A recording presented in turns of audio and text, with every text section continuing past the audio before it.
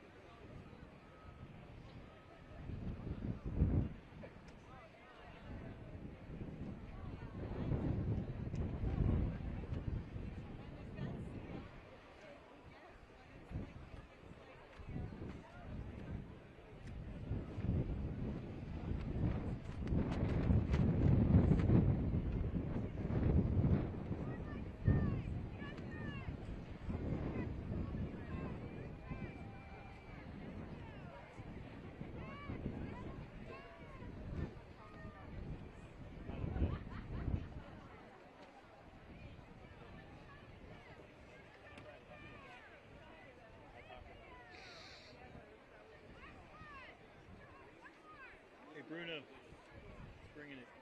What? He's got the drop. What's he got?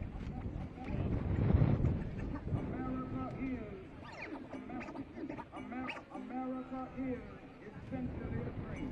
It is the dream of a land where men of all races, of all nationalities, and of all creeds can live together as brothers.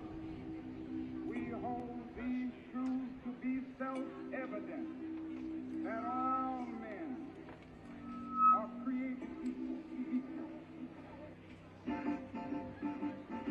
Hello, scientists! We're just doing a sound check right now. I think the sound check is everybody come on in this house. Everybody come on in this house. Everybody come on in this house. Everybody come on in this house. Come on in this house. You're welcome here. Woo! Give it up, give it up!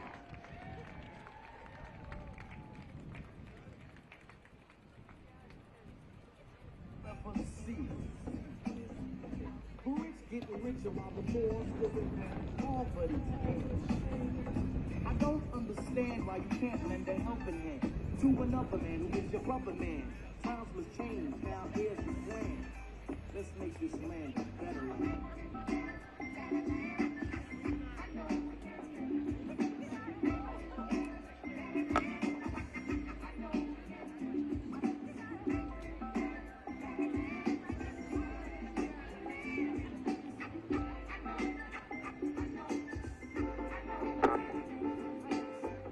Skill, man, step on my foot. And you feel a brother's life should be took, don't be ridiculous. Come on and get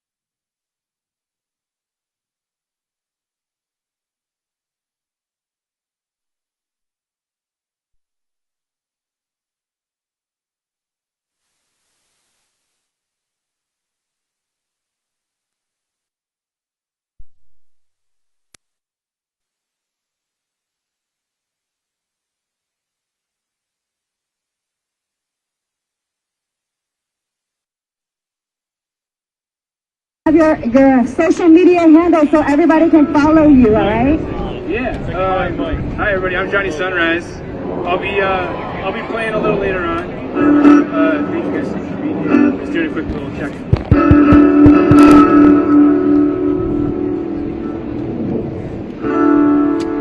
Oh yeah, you're right.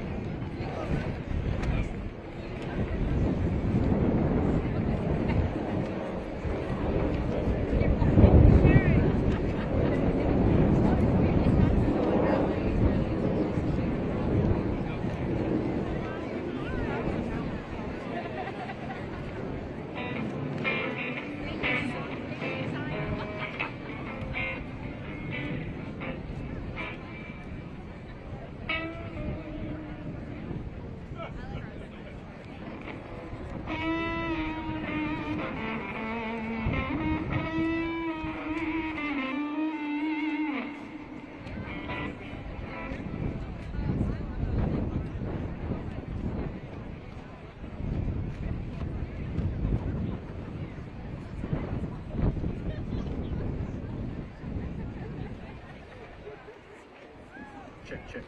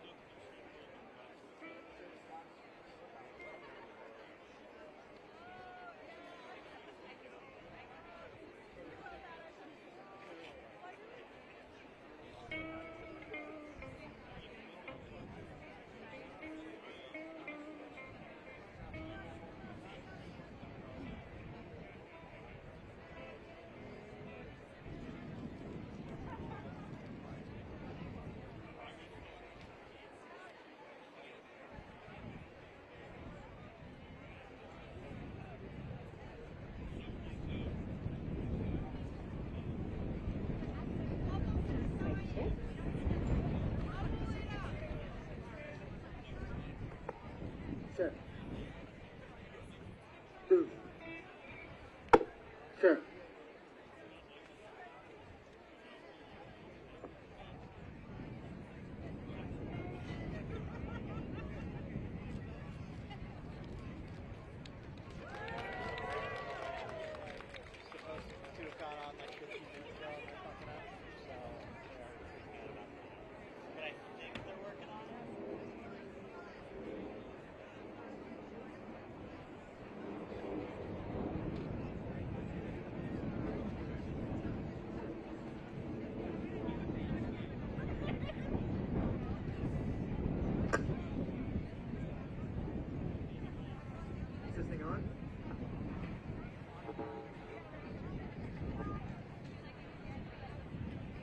Everybody, welcome to Stand Up for Science 2025. My name is JP. I am a co-lead organizer here, and I'm excited to get these speakers in front of you so we can talk about the attack on science currently. The first person I have up is Dr. Jonathan Burman. He is a scientist, science educator, and a science advocate who organized the original March for Science 2017. He's a big reason why we are here today.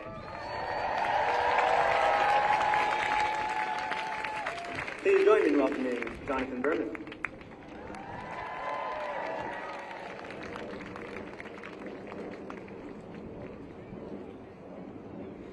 You know, I had kind of hoped that the next time I would be coming to DC, it would be to visit the Smithsonian or something, and not this again. But we can't stand up for science once.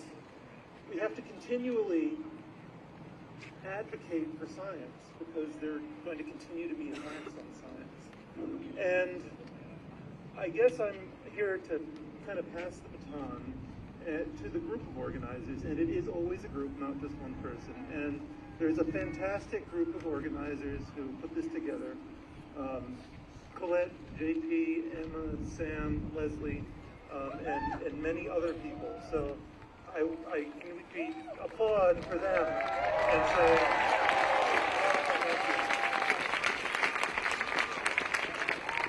science, the epistemic method, is how we learn about the world and innovate and solve problems. And the enterprise of science creates jobs and innovations, and every dollar we invest in research comes back many-fold in do you have audio now? cures and technology and more dollars. And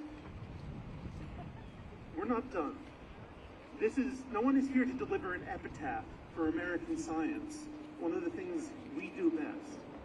We're here to make a stand and have a fun experience, but we're here to protest and send a message. And I think the fact that this has been organized largely by graduate students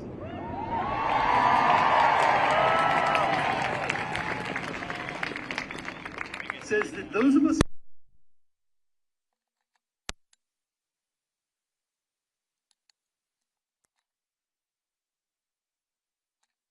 to make a difference. So I am going to hand this off to JP again. Thank you so much for coming, and stand up for science.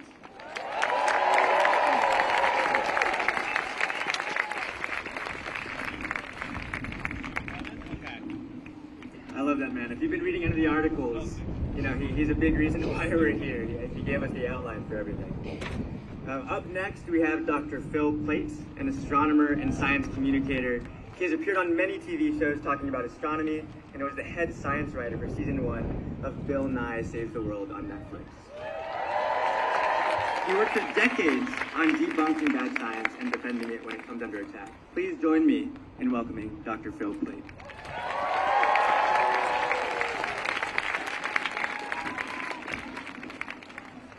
That's right.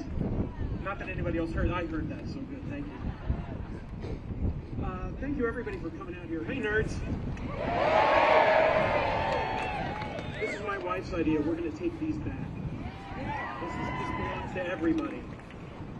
So, In his 2009 comedy show, Weapons of Self-Destruction, you know, I knew that was going to... Should have asked Michael Mann. He knows all about the leather. In his 2009 comedy show, Weapons of Self-Destruction, the incomparable Robin Williams describes an interview he did with a German talk show. The interviewer asked him, "Mr. Williams, why do you think there is not so much comedy in Germany?" Williams replied, "Did you ever think you killed all the funny people?" It's funny because it's true. In 1933, Hitler issued a law that said that any government workers who had at least one Jewish grandparent who stood against the Nazis were to be dismissed. The result? An exodus, a flood of people leaving Germany, including hundreds of scientists. One of those scientists was Albert Einstein. Many others went on to revolutionize our understanding of physics. None of them did that under the German flag. In the 1920s, a biology-denying crackpot named Trofim Lysenko claimed that natural selection was wrong. He found favor with Stalin, who made him the head of an important science academy, and he put this new biology into practice. The result? Thousands of actual scientists were imprisoned or exiled, and Lysenko's practices wound up prolonging a lot of famines that killed millions of people. Soviet work across many of the sciences also was sent back decades. And now, here we are. We are looking at the most aggressively anti-science government the United States has. Boo! I agree. One example, RFK Jr. Man, I hope he's watching this. He is anti-vax. He is anti-medicine. He's expressed doubts about germ theory. Germ theory. In 2019, he stoked already existing vaccine fears in Samoa, casting further doubts on them. And the result was a measles outbreak that killed 83 people, mostly children. And now he's the head of Health and Human Services. He's already undermining critical medical research. Boo. Yeah. He's already undermining critical medical research, including vaccinations against COVID, the flu, the bird flu, and measles, even as an outbreak of measles has infected over 150 people, and one child has died. And I learned that yesterday another person died in this outbreak in New Mexico. His reaction? He shrugged and literally said, outbreaks are not unusual. Not unusual. He has downplayed vaccinations and instead promoted BS pseudoscience, like taking vitamin A and cod liver oil to prevent infections. These don't work. Even during the deadliest outbreak of measles in 2 decades in the United States, he can't be bothered to actively tell people to get vaccines, one of the most effective and proven scientific methods to prevent kids from dying. Now, on the other hand, he took this action, meager as it is, because the problem in Texas of the measles got too big to ignore. We can't let these anti-science issues get that big. We have to be too big to ignore.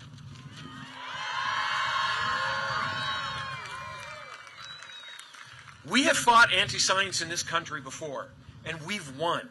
Creationists, anti-vaxxers, climate science deniers, we have taken them on. And while these fights continue, we've made a lot of progress. And, we made a lot of progress, but only when we take action. Action in the courts, action in the streets, actions online. We do this because we know what happens when governments attack science and what makes science, when they make science denial official policy. People's lives are thrown into disarray and millions can and do die. That's what happens when you deny science on a national scale. That's what happens when we don't fight. We cannot let this continue. We have to take science back. Talk to your representatives. Talk to your senators. Talk to your family, your neighbors, your friends. March, protest, go to rallies. Make your voice heard.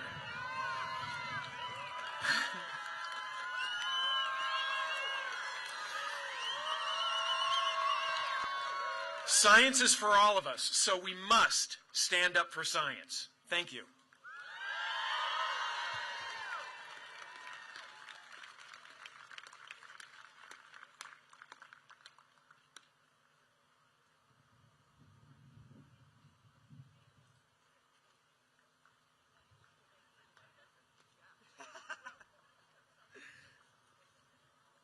All right, y'all. Up next, we have Dr. Gretchen Goldman, an environmental scientist, policy advocate, and the president of the Union of Concerned Scientists. Previously, she served in the White House Office of Science and Technology Policy as the Assistant Director for Environmental Science, Engineering, Policy and Justice, and at the U.S. Department of Transportation as the Climate Change Research and Technology Director. Throughout her career, Dr. Goldman has been a science advocate and thought leader across the science and decision-making ecosystem. Please join me in welcoming Dr. Gretchen Goldman. All right. Hello, Washington, D.C. Hello to my fellow scientists. And hello to all of you here today to stand up for science. I'm Gretchen Goldman, president of the Union of Concerned Scientists. We work at the intersection of science and policy for a safer world and a healthier planet and people. I'm also a proud former federal scientist. And yes, I'm a current concerned scientist as well. And we are, in fact, deeply concerned. We are angry. We are resolute in our decision to support science and the critical role that scientists play to inform and drive policy and decisions that save lives. Because we know that when science is ignored, censored, tampered with, hit with misinformation, and defunded, that people get hurt. And when there's no funding for scientific research into disease prevention and cures, real people will suffer. When there's no one to keep our food, air, and water quality safe and clean, real people will get sick. When there's no one watching and alerting us to hurricanes, wildfires, and other extreme weather and climate impacts, people will die. When people are restricted from working on science that involves diversity, equity, inclusion, accessibility, and environmental justice, then real communities are harmed. And so we must save science and save lives. Make no mistake, this administration is attacking people who tell the truth. Those who promote facts, evidence, and reality that it doesn't like.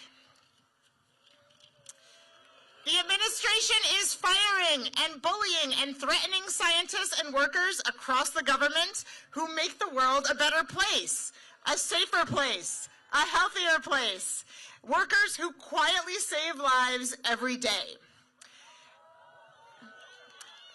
And the administration refuses to face what science tells them.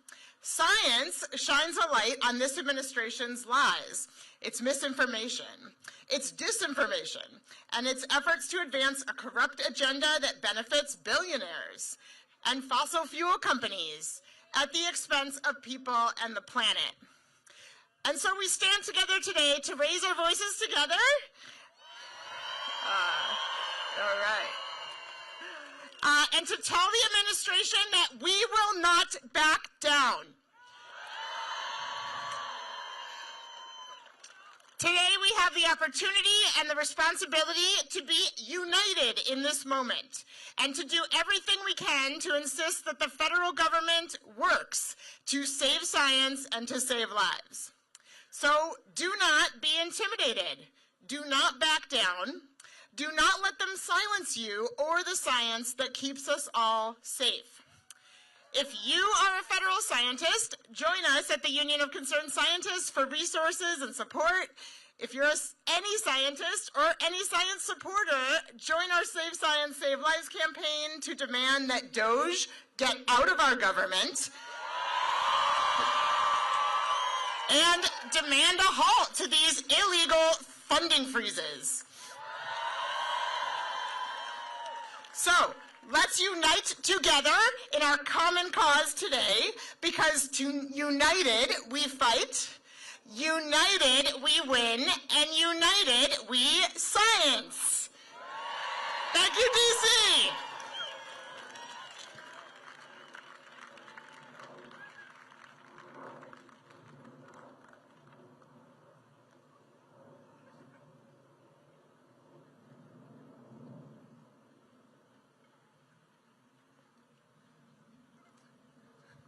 All right, everybody.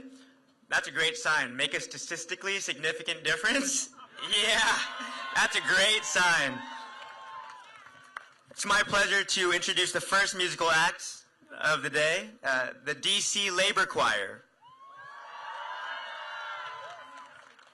Thank you, everybody. We are the DC Labor Chorus. Jamie Raskin has called us the musical arm of the resistance.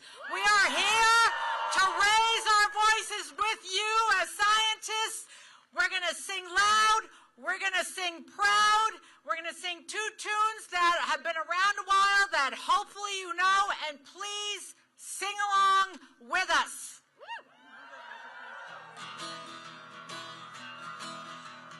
This little light of mine, I'm gonna let it shine. Oh, this little light of mine, I'm gonna let it shine.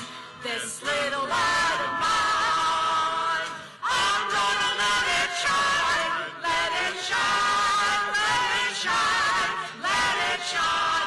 Science lights the way. Science lights the way.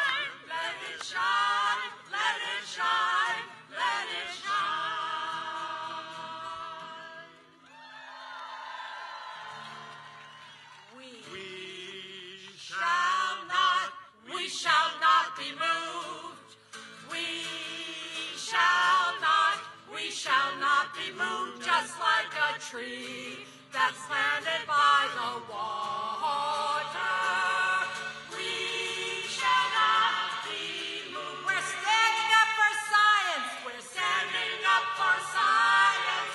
We shall not be moved. We're standing up for science. We shall not be moved. Just like a tree that's planted by the water, we shall not be. Fighting for our future. Fighting for our future. We shall not be moved. We're fighting for our future. We shall not be moved. Just like a tree that's planted by the water. We shall not be moved. We're going to stand and fight together. We're stand and fight together. We shall not be moved. We're stand and fight together. We shall not be moved, just like a tree that's planted by the water. We shall not be moved. One more time. We shall not be. We shall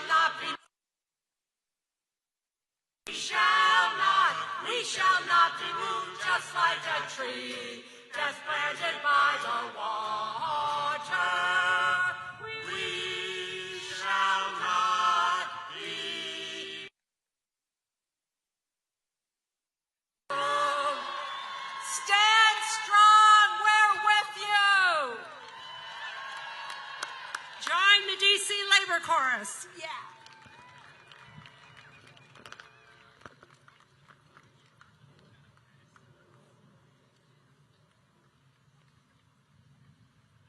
She said join it, right? I kind of, after that, I want to join it.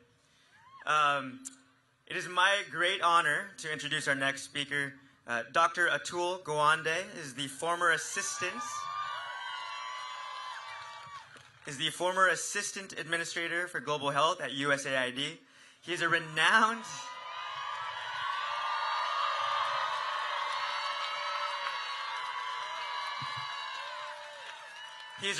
surgeon, author, and public health leader. His previous roles include serving as a practicing general and endocrine surgeon at Brigham and Women's Hospital, as a professor at Harvard Medical School and the Harvard T.H. Chan School of Public Health. And he is also a staff writer for the New Yorker magazine. Please join me in welcoming the amazing Dr. Atul Gawande.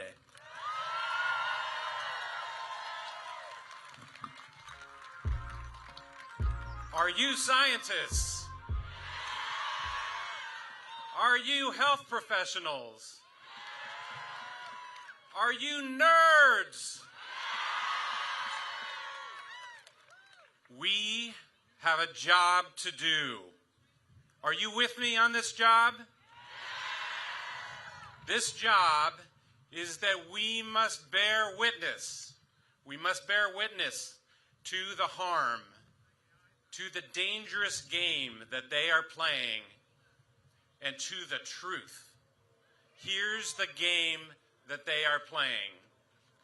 They take a spreadsheet with the work of thousands of scientists and professionals. They scan for examples they can distort and ridicule.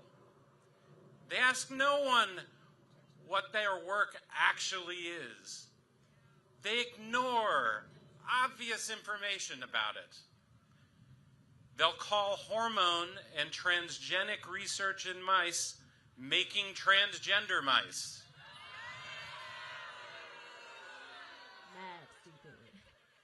They'll ridicule male circumcision programs in Mozambique, which cuts HIV transmission 2/3 and has saved thousands of people from HIV. If you know, you know. They will call programs to prevent HIV in transgender populations, in men who have sex with men, in IV drug users. They will call that DEI.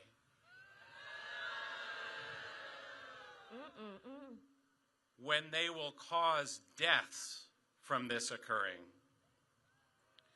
Then they make absurd claims that this indicates rampant waste and fraud. Lies. Boo. Lies. They'll demand that there is loyalty to repeat these lies. And then they use the lies to gleefully stop serious important funding and work. They will use these lies to take down entire agencies like USAID. Boo! They destroy thousands of careers. I watched people walk out the door with their boxes containing their entire careers, fired and purged by the thousands. Then they deny the harm to millions of lives. They've done it at USAID. They are now doing it at NIH, at CDC, at FDA, and beyond. Shame. Shame. It is shame. Shame. They are denying the harm in order to destroy an engine that made the U.S. the greatest driver of science, of health, and of prosperity in the world. So here is our job. Don't just debunk the lies, but debunk the lies. Point out the game. Point out the game that they are playing. That is an essential thing. The science says that's how you debunk. You point out the game. Now ask yourself, why are they doing this? Why would they do this? It's for the same reason the Inquisition imprisoned Galileo. It is the same reason that Einstein had to flee Hitler's Germany. It's because science is independent. Science... Independent of billionaires.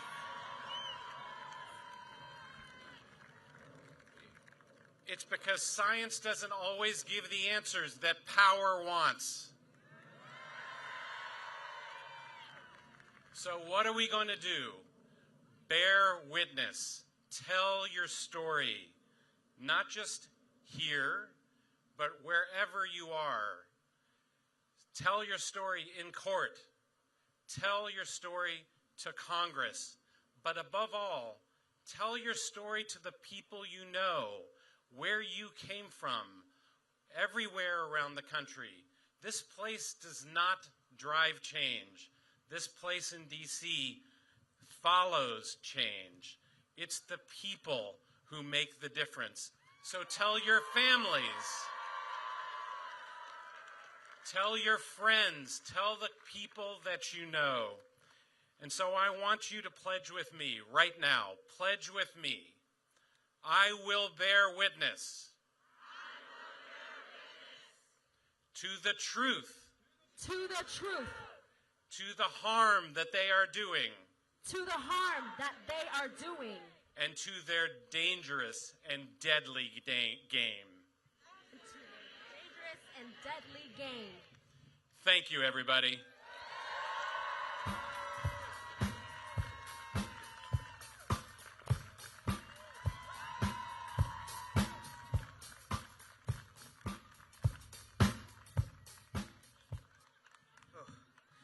You know, I remember at the start of the year how paralyzed I felt, and I just wanted to scream. So real quick, and everybody just let it all out right now.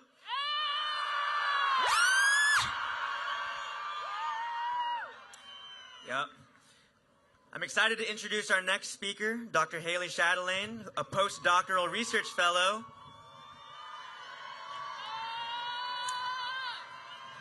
at the National Center for Advancing Translational Sciences at the NIH.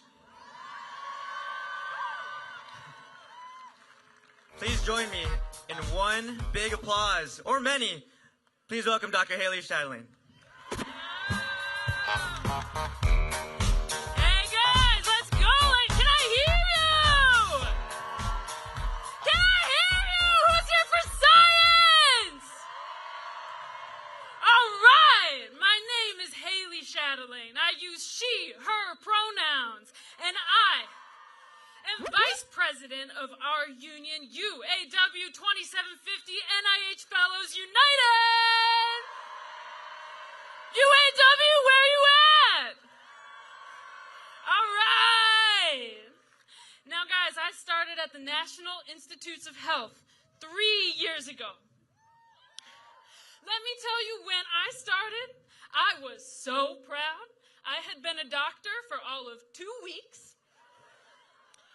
And I was setting off to do science at the best place in the world.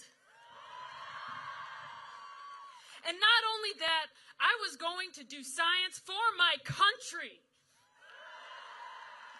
And you guys know the science that I do personally is inherently a team sport.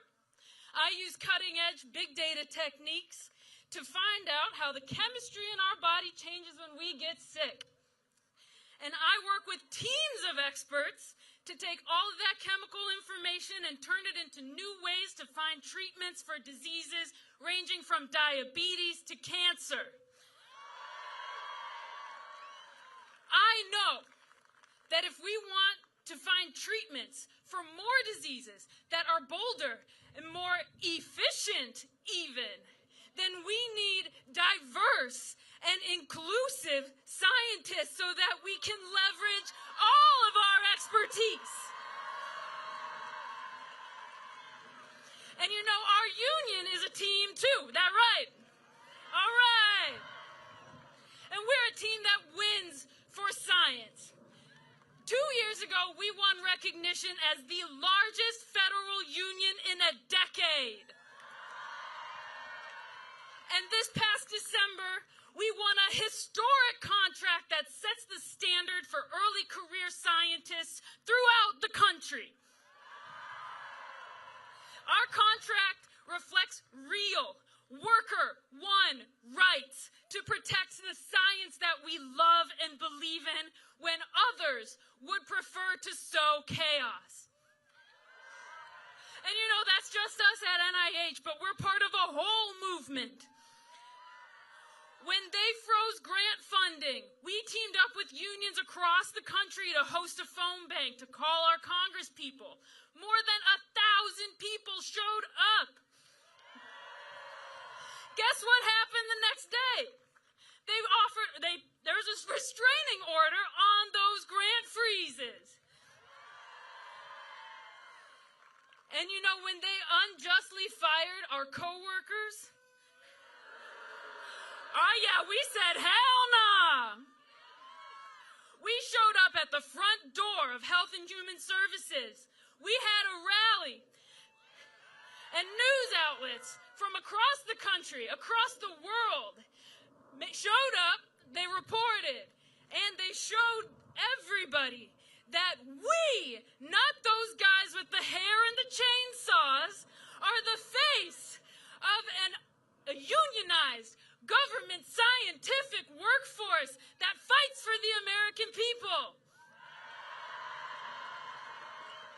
And you know, we're all keeping this up here today.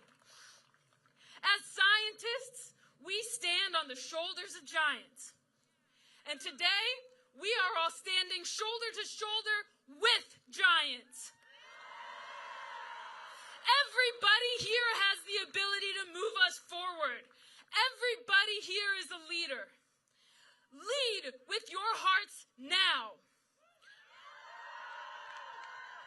See what's going on around you. Join your union if you have one. Call your Congress people. Talk to your family. Talk to your friends, your neighbors, especially if they're in a red state, and even if they're difficult to talk to. And say this shit with your chest. We will not stand for the dismantling of the American scientific workforce. We will not stand for the dismantling of American scientific progress. We will stand together to fight for it. Now say this with me. We discover together. We innovate. We innovate together. We stand together. We discover together. We innovate together. We stand together. Let me hear you. Let's go.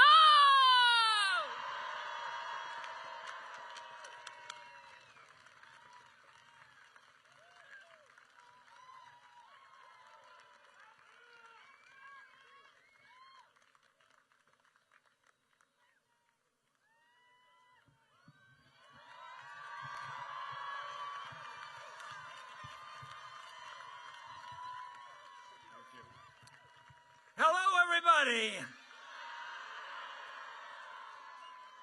It is my great privilege to introduce the next speaker. I asked for the privilege to do so. You'll hear from me a little bit in a little while, but right now I want you to hear from a remarkable young woman, Emily Whitehead, the very first person to receive CAR T cell therapy for cancer, who at the age of 7 was pretty much done with all the possible opportunities that could have helped. And CAR T came along. And now, please welcome Emily Whitehead, sophomore at the University of Pennsylvania, and her father, Tom.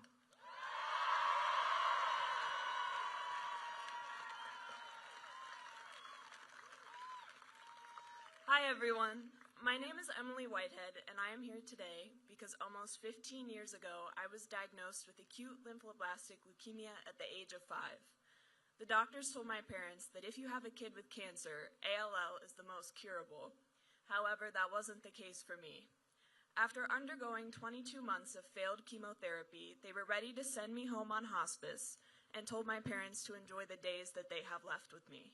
But miraculously, a phase 1 clinical trial at the Children's Hospital of Philadelphia had just opened and was ready to try it on their first pediatric patient. In April of 2012, I became the first child in the world to receive CAR T-cell therapy, which trained my immune system to beat my cancer.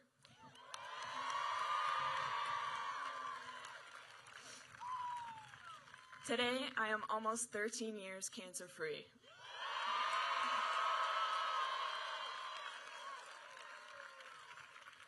I am a sophomore at the University of Pennsylvania studying English and photography.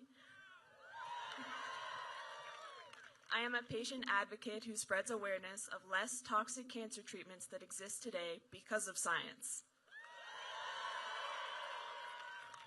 Without funding research that went into developing the treatment that saved my life, I wouldn't be here today.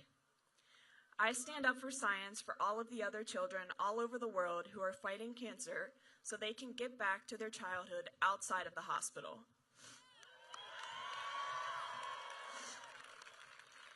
I stand up for science so kids can grow up to be the next generation of scientists. I stand up for science for underrepresented groups whose voices are not as heard as mine. Every child deserves equal and equitable access to life-saving treatments, no matter their background, identities, or where they come from. I stand up for science because science saved my life, and that is a fact. Thank you.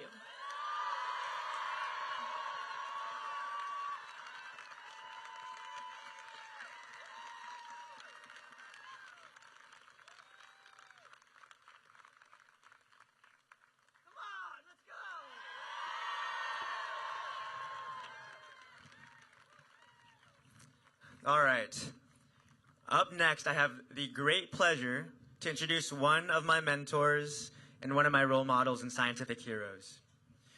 Dr. Francis Collins is an American physician scientist who discovered the genes associated with a number of diseases and led the Human Genome Project. He served as director of the NIH 2009 to 2021, serving under 3 presidents. Dr. Collins announced his retirement publicly from the NIH 6 days ago on March 1st, 2025, after 32 years of service. Please, please, please join me in welcoming one of my friends, role models, and mentors, Dr. Francis Collins.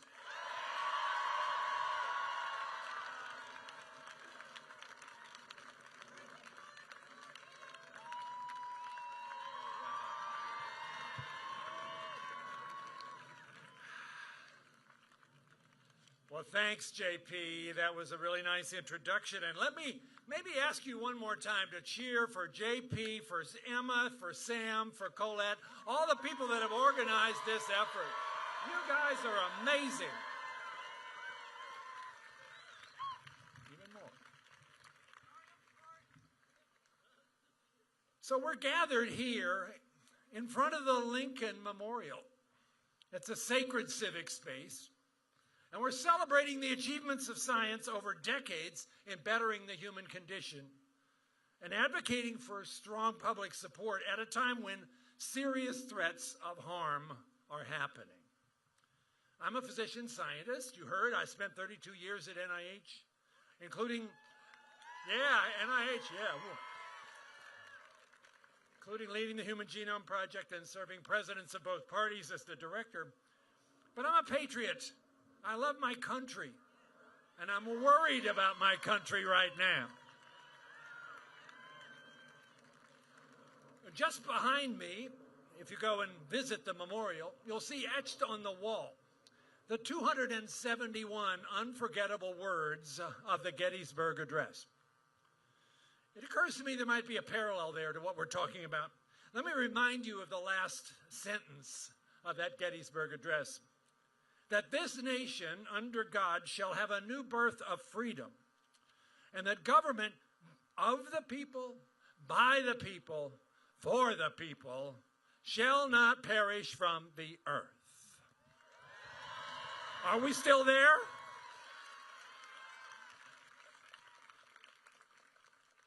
Well, science has been of the people, hasn't it? We're studying ourselves sometimes to help ourselves to flourish. The Human Genome Project, after all, this 13-year effort revealed our own instruction book. This has transformed human biology and medicine. And please note this. That project only succeeded through the strong support of members of Congress and presidents of both parties back then. A little fun fact, estimates several years ago suggest that every dollar the government invested in the Human Genome Project led to $141 in economic returns. Not a bad ROI. We should keep emphasizing that part for the people who are less swayed by arguments about saving lives. We are also saving money. Come on.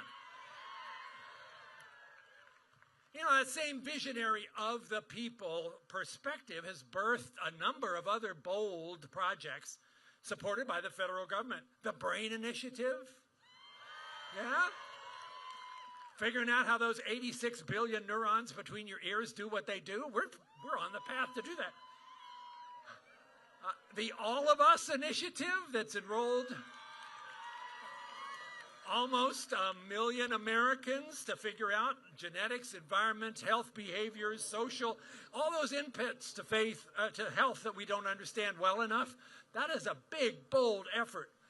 But I have to tell you, both of those groundbreaking projects, Brain and All of Us, are now at severe risk because of budget and workforce cuts. You guys are good. Okay, that was of the people. What about by the people? Well, yeah. Who does the science? A lot of you guys, yeah, biologists, engineers, computer scientists, AI experts, disease advocates, health professionals, economists, physicians, patient partners, bioethicists. It's all of that. That is the people that make science happen. And that depends critically also on the ecosystem of contributions from the public and the private sectors with some help from philanthropy. But by far, the most important source of basic science support in the United States is the federal government. And it works.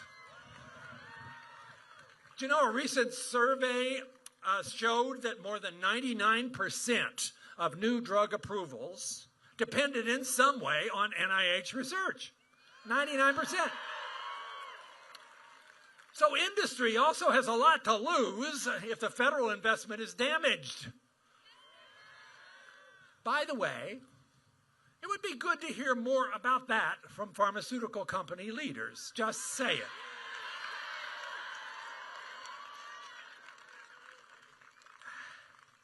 And the talent that makes up by the people comes from lots of different backgrounds.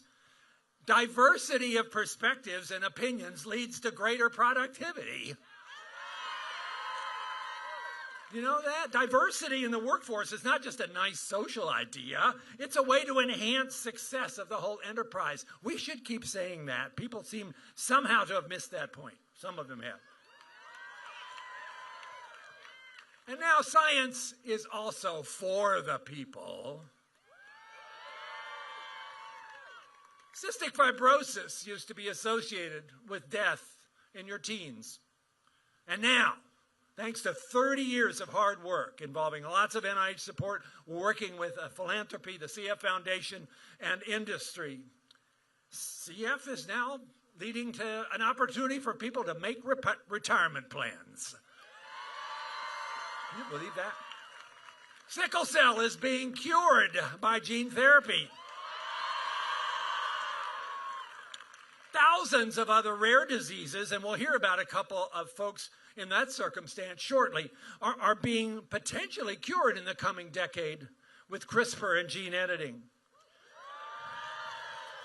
Individuals what seem to be hopeless late-stage cancers, like Emily, who you just heard about, are using chemotherapy on top of immunotherapy and achieving dramatic responses, even cures. We're finally making real progress in Alzheimer's disease, but we got a long way to go, and this would be a terrible time to slow down that momentum. And for infectious disease, which continues to be a major threat to humanity across the globe, that rollout of mRNA vaccines in just 11 months after the first detection of the SARS-CoV-2 virus. Woo! Yeah, that will be seen by historians as perhaps science's greatest achievement up until now. I kid you not. And that saved 3 million lives in the U.S. alone. Probably some of us here, although we might not know we were the ones saved. That's the estimate. So are we done? Huh? No. No. With the risk of H5N1 and Mpox, some strange thing that's happening in the Congo, and other pandemic pathogens threatening our future, this would be a terrible time to dismantle our infectious disease research and our global public health efforts. Mm-hmm.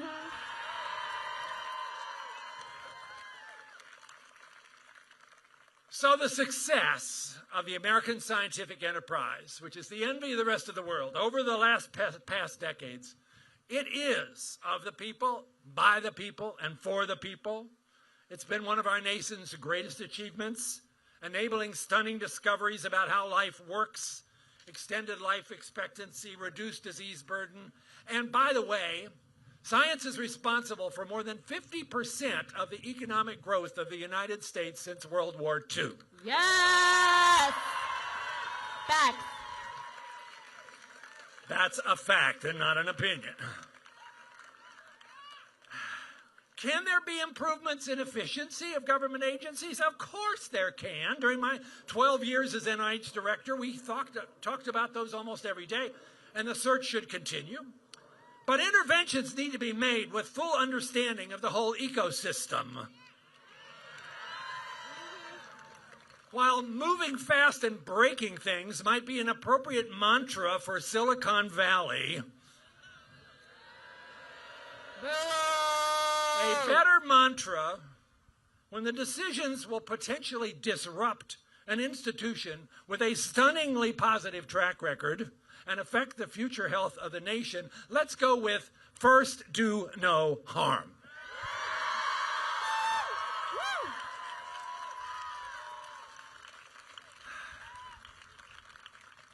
So finally, I just want to give testimony to the people who make science what it is. Some people think it's technologies or it's buildings. No, it's the people who do this. Yes! We the people. It's graduate students working in the lab at 2 a.m. to finish an experiment. All-nighters. It's engineers that are developing a new technology that allow us to understand how brain circuits work. Woo! And it's patients with cancer, by the way, like me. I'm a cancer survivor, putting their trust in the research enterprise and taking part in a clinical trial, as I have done. Those are the people. And those people are all of you who are here today to declare your support for this noble human enterprise. I think if we're going to talk about people, there's one more thing we need to do before I sit down. We need to sing about them. Okay. We're going to hope the wind doesn't get the better of this.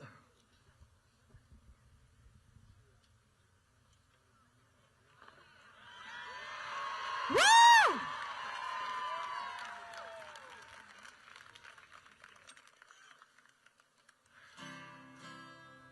Can we get a guitar? And this is a sing-along, and it has a chorus that's really easy to learn. Can you find the guitar?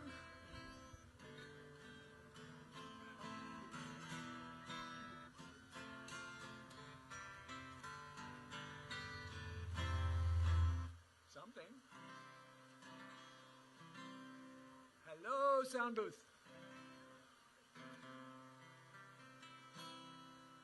Can I get a little hint if we might be getting this to work? Yes, a thumbs up. We are good to go. You can, okay, good. I can't tell.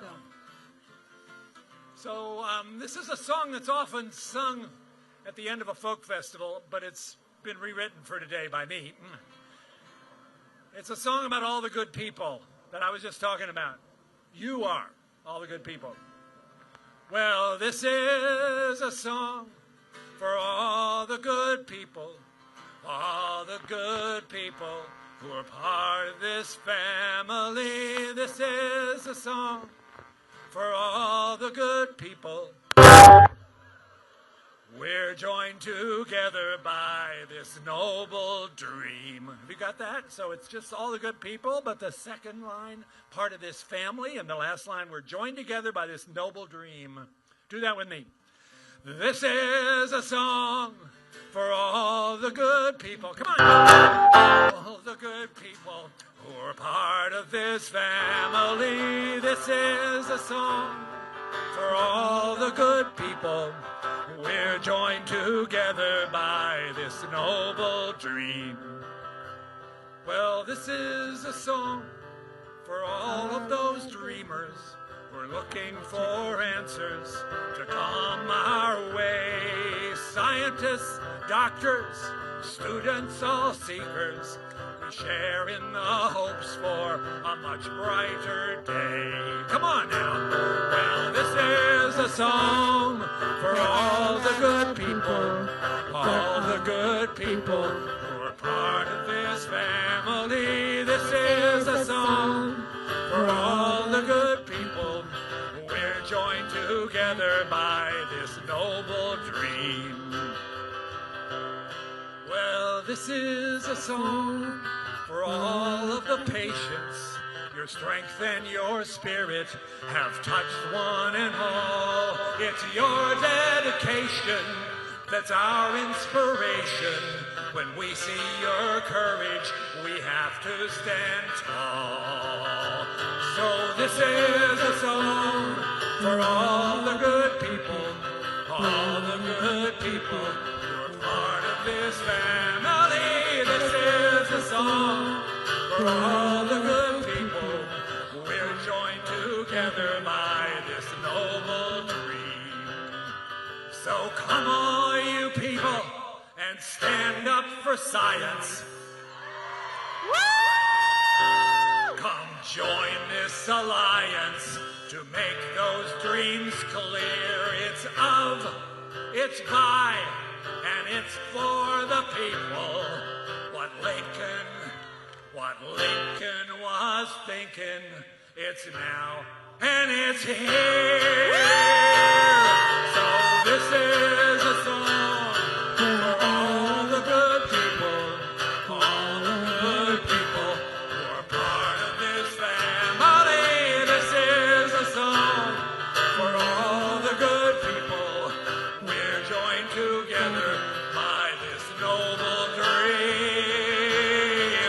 We're joined together by this noble dream.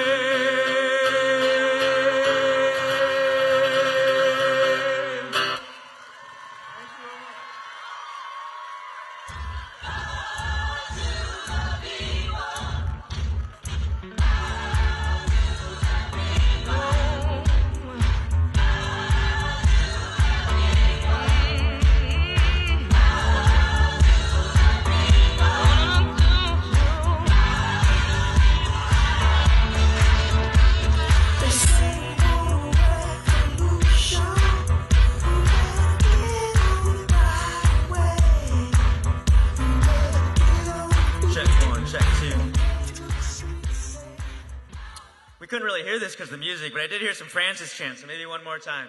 Francis, Francis. Francis, Francis, Francis, Francis.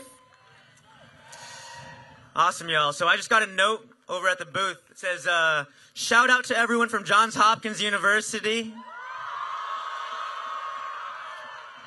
There will be a photo shoot for all the JHU community members at 1:30 at the top of the memorial behind the stage. Thank you for your support. JHU stands for science.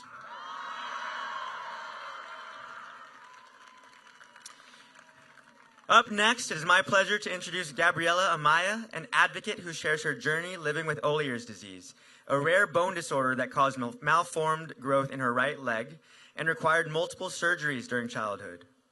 Her experiences of navigating a non-typical childhood, physical pain, and later ovarian cancer have shaped her into a passionate advocate for the disability community.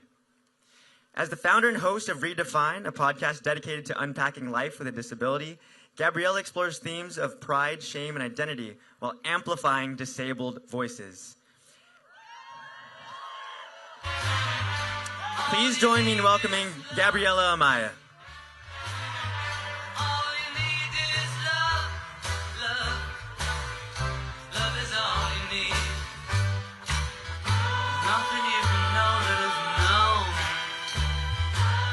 Hello, DC. How are we? Oh my goodness. I am so honored to be here with all of you, and I want to say thank you for showing up today. Thank you, JP, for that wonderful introduction. My name is Gabriella, and yes, I live with a rare bone disease called Ollier's disease, and I have been a patient my entire life. Just shy of 2 weeks ago, I participated in a research study with the National Institute of Health, where I had the privilege of meeting doctors and researchers at the top of their field, who are undeniably now an integral part of my life. I decided the best way, we can cheers to that, woo! I decided that the best way to express myself today was to write a letter to my younger self. Here it goes. Dear Gabriella, you should tell them what it was really like to have no answers, to have no idea what was happening to your body, to trying to find a name for your diagnosis, to have lost your friends to the same disease, and to have even lost parts of yourself along the way. But we don't have enough time to go into detail. You remember the pain, the surgeries, anxiety, and fear. How could you forget? It's still ongoing. All the nights that you held onto your body, desperately wondering if this pain would pass. To realize that uncertainty and pain were at the core of your condition. You remember what your mother did for you. You remember all the doctors that she spoke to, the insurances that denied her over and over again. Because this, boo, boo, this was not medically necessary. You would not be here without advocates. You would not be here without that one doctor, that one researcher, that one scan, and that one friend. The thing about living with a rare disease is that we are constantly holding on to the hope and the promise of something, because it's all we truly have. We do not have protocols, guidelines, or confidence in our outcomes or the future. Yet, we are often told to accept this as our destiny. But that is not the case for the doctors and researchers at NIH. They are looking for us, they are listening to us, and they are showing up for us. Woo! NIH! They're not just helping us, they're not just giving us hope, but they are helping us to believe in the promise of tomorrow. Because the truth is that we are all in this together. Woo!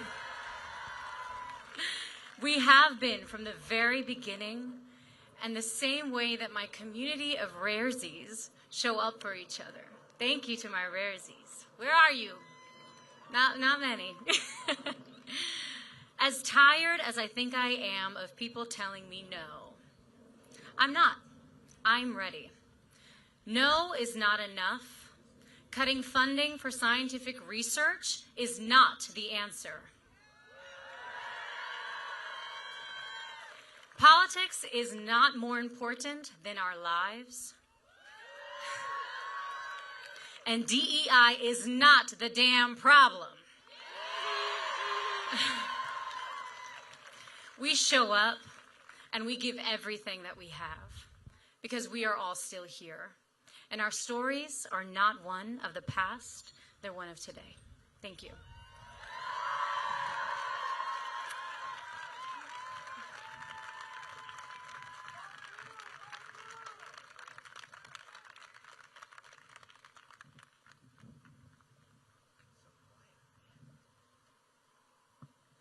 One more time for Gabriella. Come on, y'all.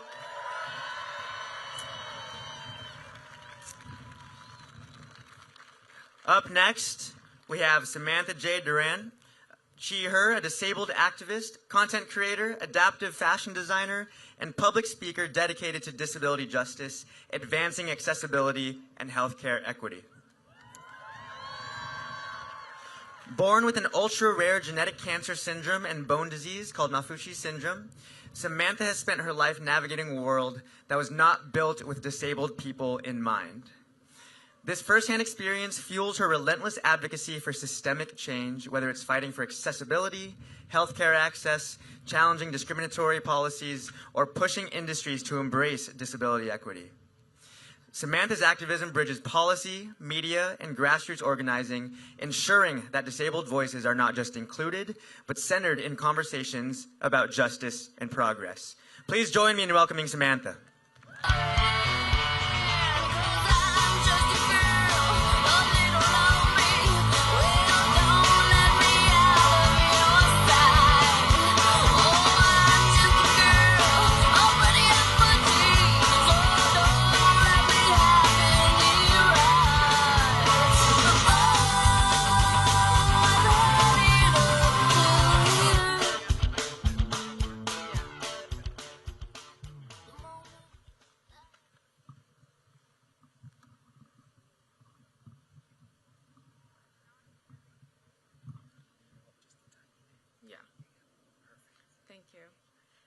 Hi, DC!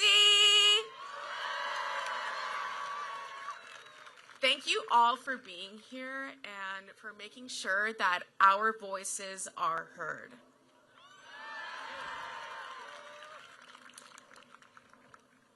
As they said, I have an ultra-rare cancer syndrome and bone disease called Maffucci syndrome.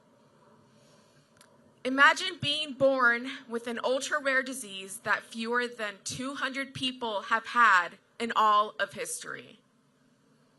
It caused you to be born with bone tumors all over your body and vein tumors in your hands and feet.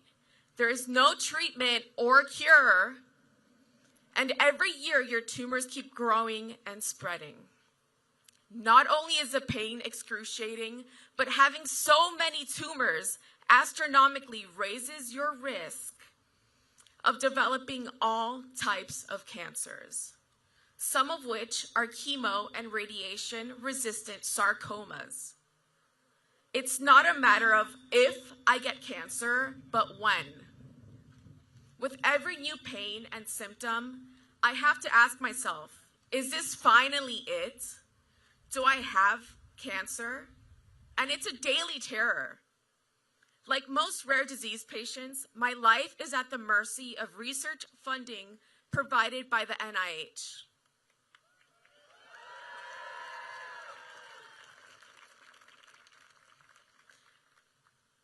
There is currently a chemo trial in Europe that not only shrinks Maffucci syndrome tumors, stops them from growing, decreases pain, and increases mobility and quality of life, but also prevents the cancer transformation.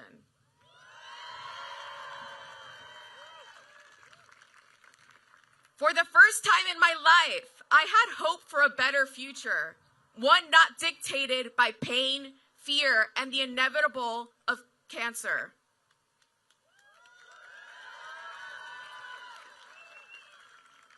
But now, with NIH funding halted indefinitely, that hope is slipping away.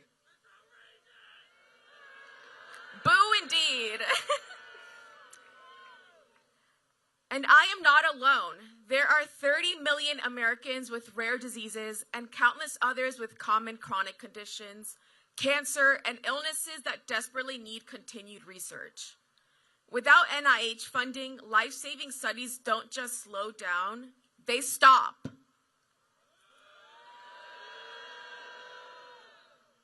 And when research stops, people suffer and people die. We cannot let that happen. We have seen what's possible when we invest in science. Polio was eradicated. HIV was transformed from a death sentence to manageable and an undetectable condition. Cancer treatments are getting better every year. And these breakthroughs didn't happen by accident. They happened because we chose to fund science. So today I am asking you to stand with me, stand with rare disease patients, and stand with scientists like yourself.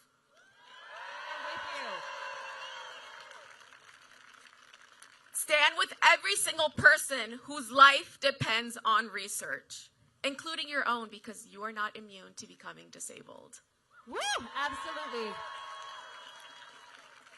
So keep showing up like you are right now. Call your representatives. Don't stop being an unrelenting activist. Woo! And demand for funding for the NIH. Yes.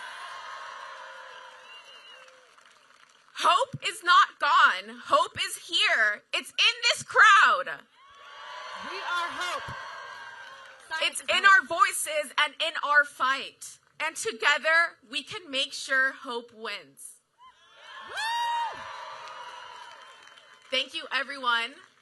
I really appreciate you being here, and I really appreciate the science and knowledge you all contribute and provide for our society, because our society is founded by science.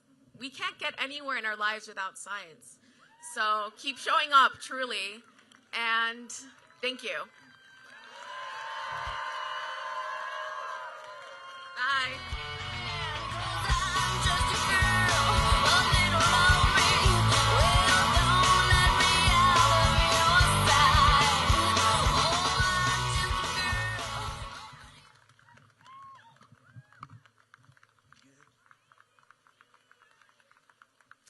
There's a little link on our website where you can answer the question, why I stand for science.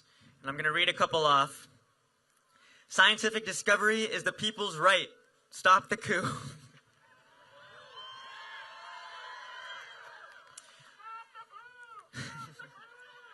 To maintain funding for the strongest biomedical research enterprise worldwide.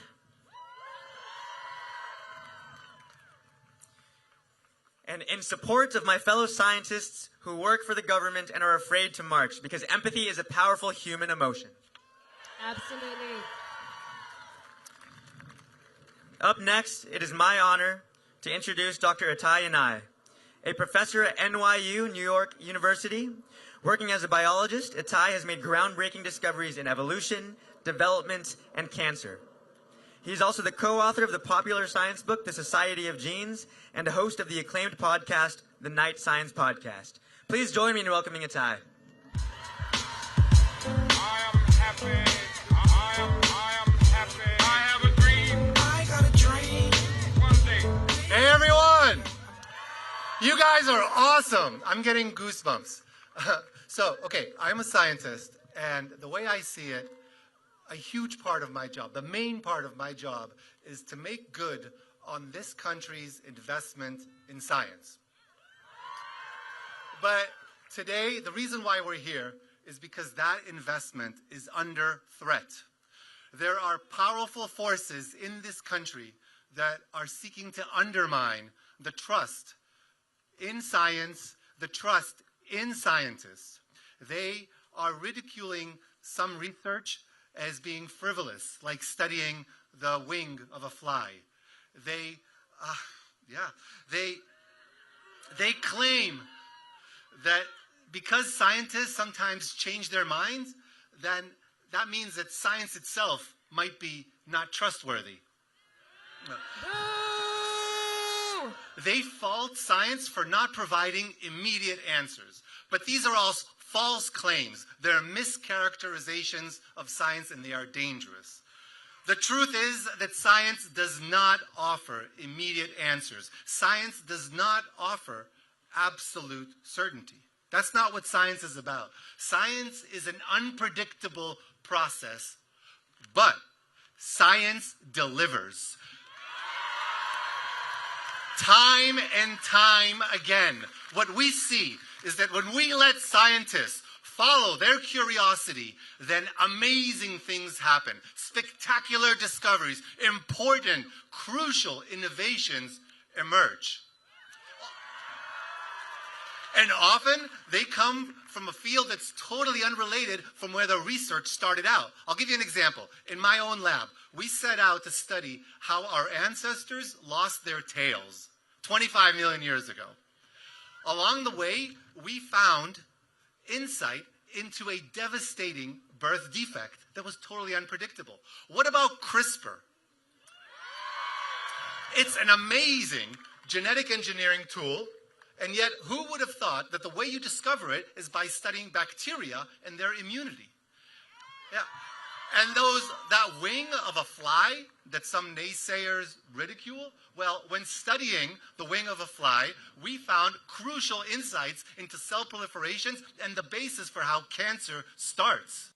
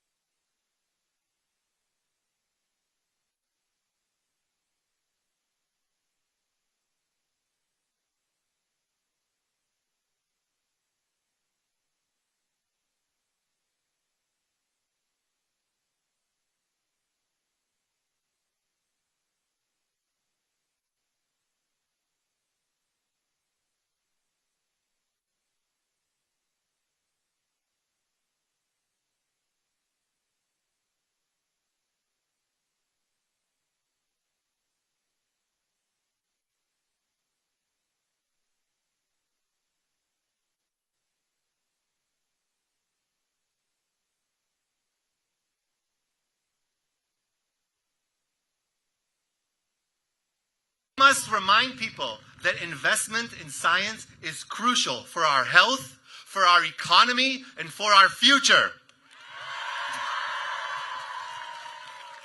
So, if this government is really business-minded, then science is an investment that you cannot refuse. Thank you very much.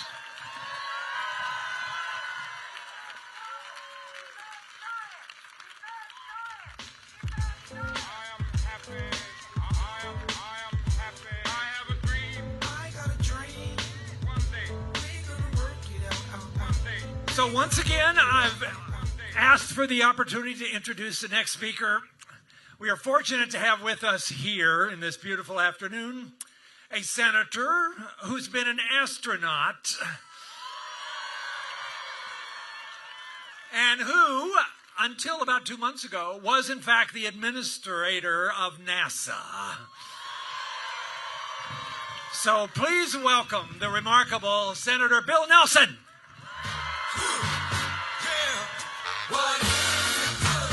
Thank you, Francis. Everybody, NASA is a research and development organization. It would not exist without the science that we do. A lot of people don't realize that on the International Space Station right now, there are medical experiments going on, some of whom have had breakthroughs with such things like stem cells, such things like protein crystal growth, on a whole list of dread disease. I had the privilege when I flew in space 39 years ago of conducting the first protein crystal growth experiment as what zero-G does in allowing you to unlock the secrets of the proteins. That's one example. Give you another example. You know, we're concerned that we don't want to be the same fate that the dinosaurs had when an asteroid 6 miles in diameter came in and hit the Earth about the Yucatan Peninsula and destroyed all the dinosaurs. We're actually using science and physics as we, first of all, scan the heavens with our telescopes to find a killer asteroid. And we did an experiment called DART, where we actually, 7 million miles from Earth, we hit the bullseye at 14,000 miles an hour, and we moved its trajectory.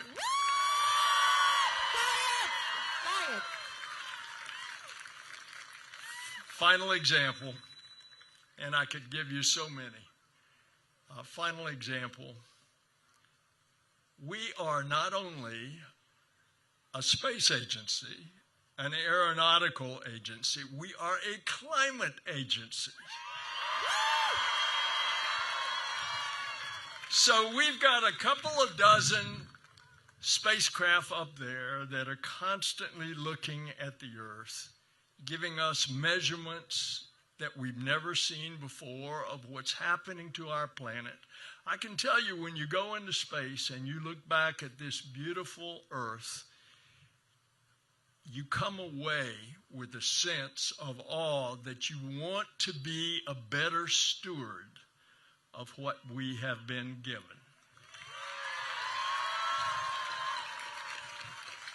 And so the final thing I leave you with is, as I orbited the Earth every 90 minutes, I look back through my eyes as an elected official, and I did not see racial division, I did not see religious division, and I did not see political division. What I saw is we are all in this together as citizens of planet Earth. Thank you.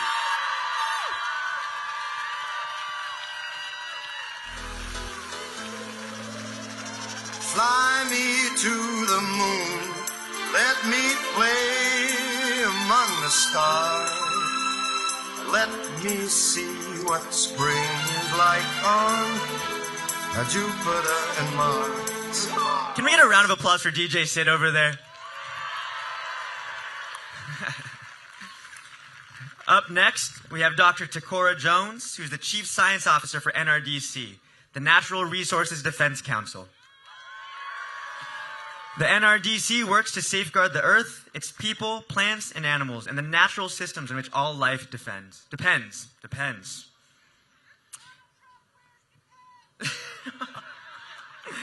As Chief Science Officer, Dr. Jones works with the Science Office to provide strategic leadership that shapes NRDC's advocacy and enhances the scientific integrity and reputation of NRDC's work.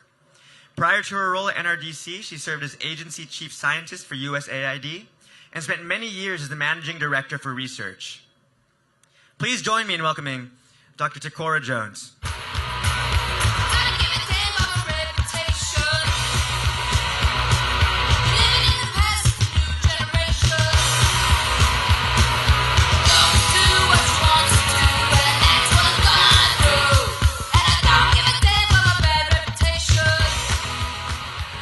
I mean, maybe I don't give a damn about my reputation, but like, I do love this DJ.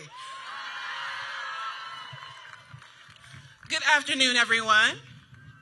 Oh, no. Anyone who has actually been in a place with me knows that you need to talk to me.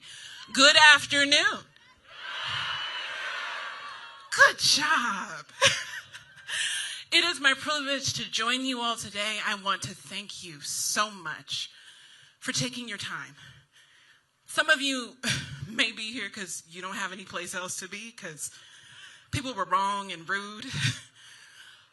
But many of you have taken the time to be here because you care about the fact that science is being dismantled and destroyed across the U.S.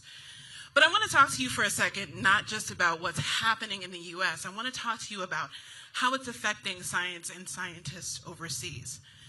So you heard in my introduction that I was at USAID. Let's give some love to USAID.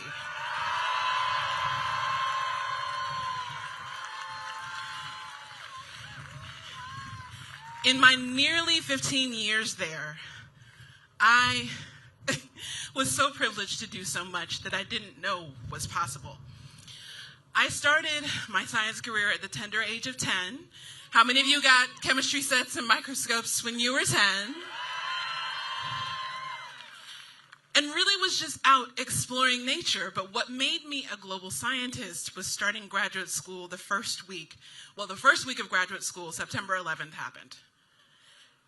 And what it made me do was think more broadly about how I could be of service, how I could support scientists, and what it meant for me to show up for more than just something interesting and something curious. You know, when I was a kid, Mr. Wizard was who I saw on TV as a scientist.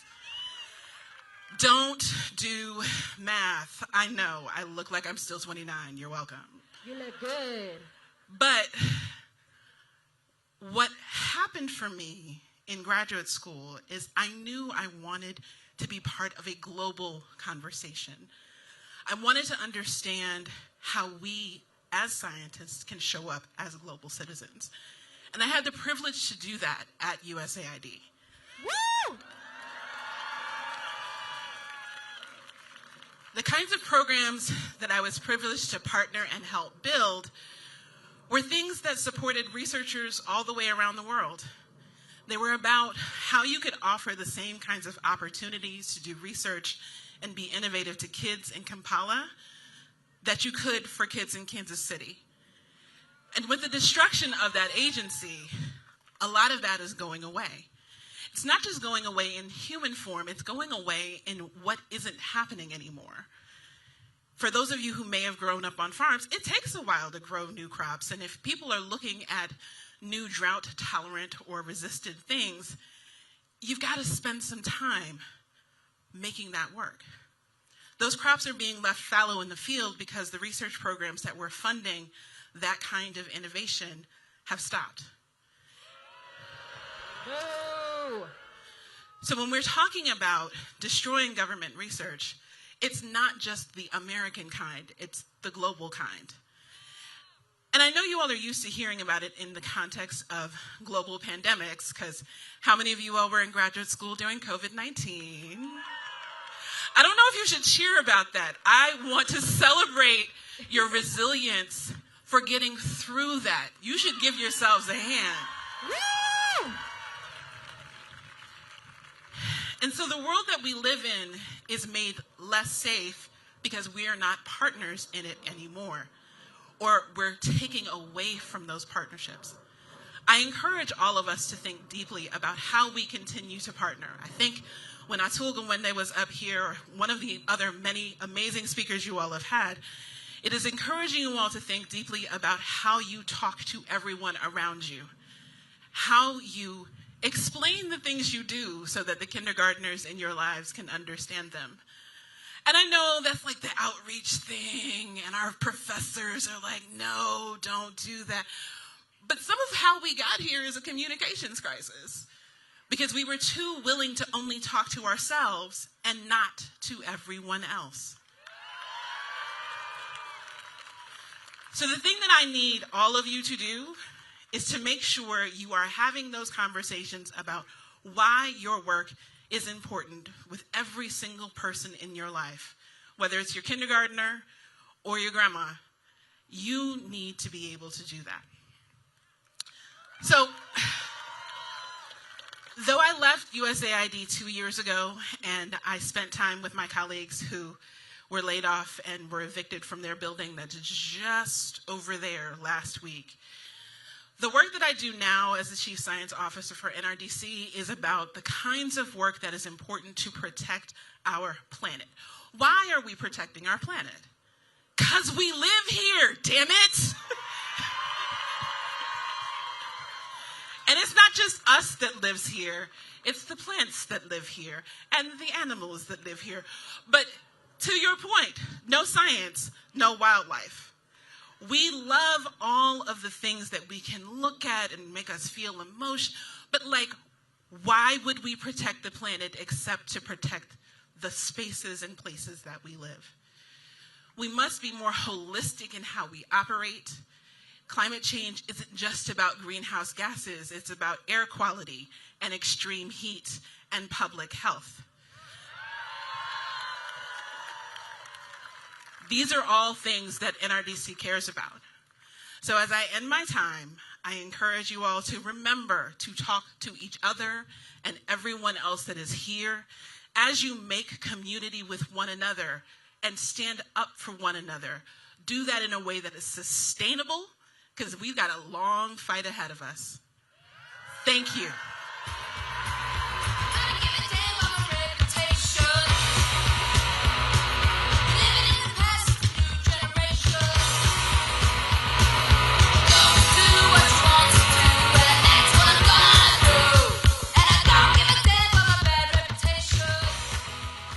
Once again, I'm taking the privilege of introducing somebody who's been very special in my experience at the NIH as the director for 12 years, and before that at the Genome Project. A wonderful former congressman from the state of Michigan who was the main author, along with his colleague, Diana DeGette, of the 21st Century Cures Bill, which many people consider the most significant legislation of this millennium when it came to supporting medical research. Never mind. So please welcome Congressman Fred Upton.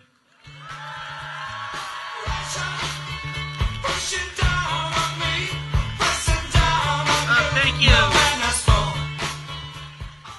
You know, it was some 40 years ago that I worked at the White House at the Office of Management and Budget, and I learned a lesson there, that it was the budget that drove the policy and not the policy driving the budget. And I thought that was wrong. So I ran for office. And I won. I was elected and re-elected for 36 years in the House. And bipartisanship was my guiding light, whether I served in the majority or the minority. And in the 90s, Speaker Gingrich tapped me to be the Republican lead to double the money for the NIH. My partner was John McCain and Henry Waxman and Paul Wellstone as Democrats in the House and the Senate, and we won. We got it done. You know, today there's about 10,000 different diseases, and we have cures for so far few. We've all got family members and know so many others with serious life-threatening diseases that impact our families and communities. And it breaks our hearts to see that suffering. Diana DeGette, a Democrat from Denver, and I teamed up on a 3-year mission. Together we held countless roundtables around the country, many congressional hearings, to figure out together if we could expedite the approvals of drugs and devices, because you see, the research and the jobs was going overseas, and we said, we got to change that. So we introduced H.R. 6, the 21st Century Cures Act, which in fact expedited the approval of drugs and devices, and it included $45 billion more in health research for the NIH and the FDA. You bet it was bipartisan. And not only did we have the rank and file members on both sides of the aisle, but we had the grassroots across the country. We relied on the leadership on both sides to get it done.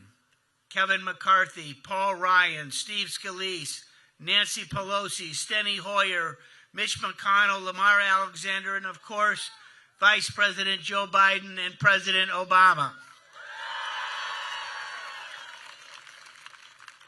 It was the last bill that he signed into law. For you see, diseases don't impact just Republicans or Democrats.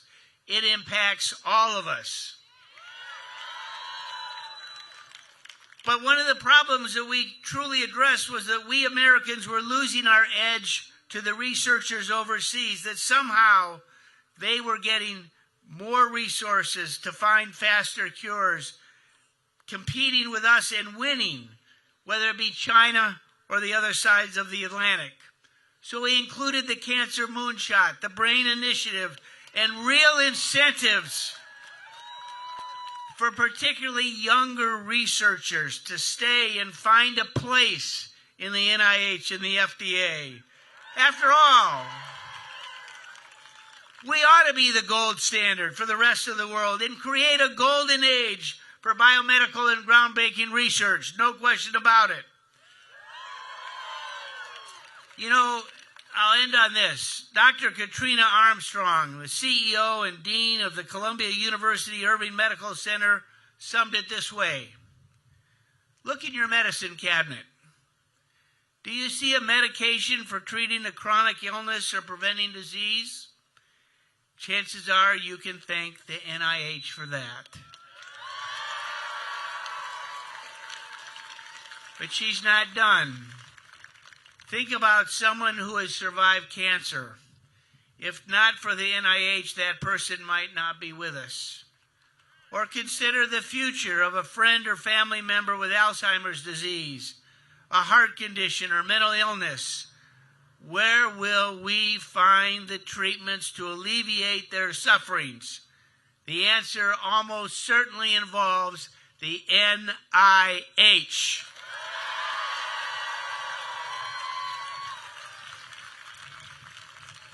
My friends, I thank you. Thank you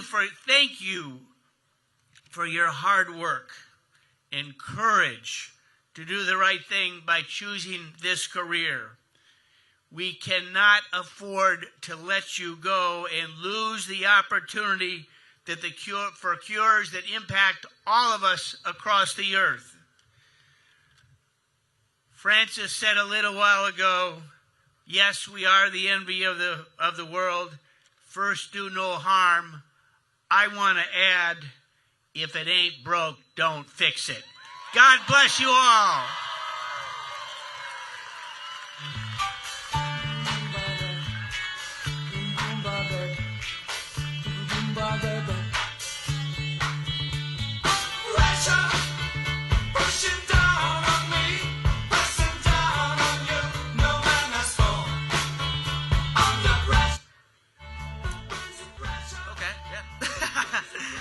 All right, y'all, we got one more speaker for this block before we get into some music.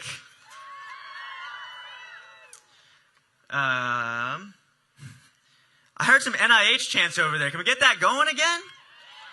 NIH! NIH! NIH!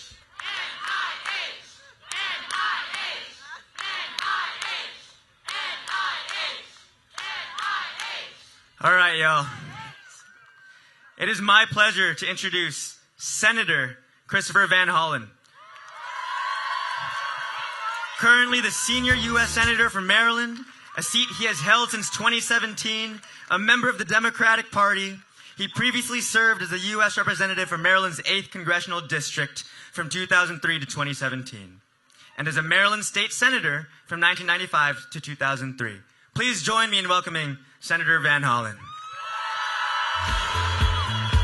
And I could already taste the pain, the sudden fear that grips and shakes you when you face the truth. Are we all here to defend science?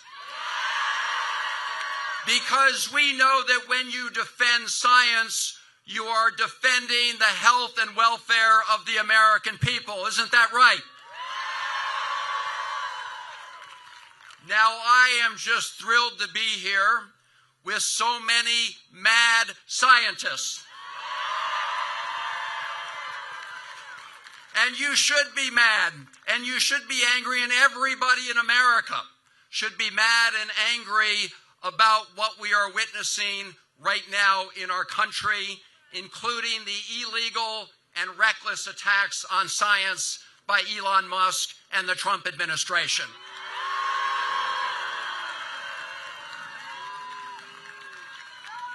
Because those illegal attacks are literally putting people's lives at risk around the country. Are we going to let that happen? Are we going to shut down the illegal Musk operation? Make no mistake, this has nothing to do with government efficiency. If you care about government efficiency, and we all do, you don't start by firing all of the inspector generals in the United States government, do you? Because when you do that, you're firing the independent watchdogs whose job it is to look out for waste, fraud, and abuse. So when you fire the IGs as your first step, what you're doing is opening the door to waste, fraud, and abuse. And that abuse is what we are seeing right now, because Elon Musk and his Doge cronies are not trying to make the government more efficient. What they are doing is slashing important services that benefit all Americans and trying to rig the government to do the bidding of people like Elon Musk. Are we going to let that happen?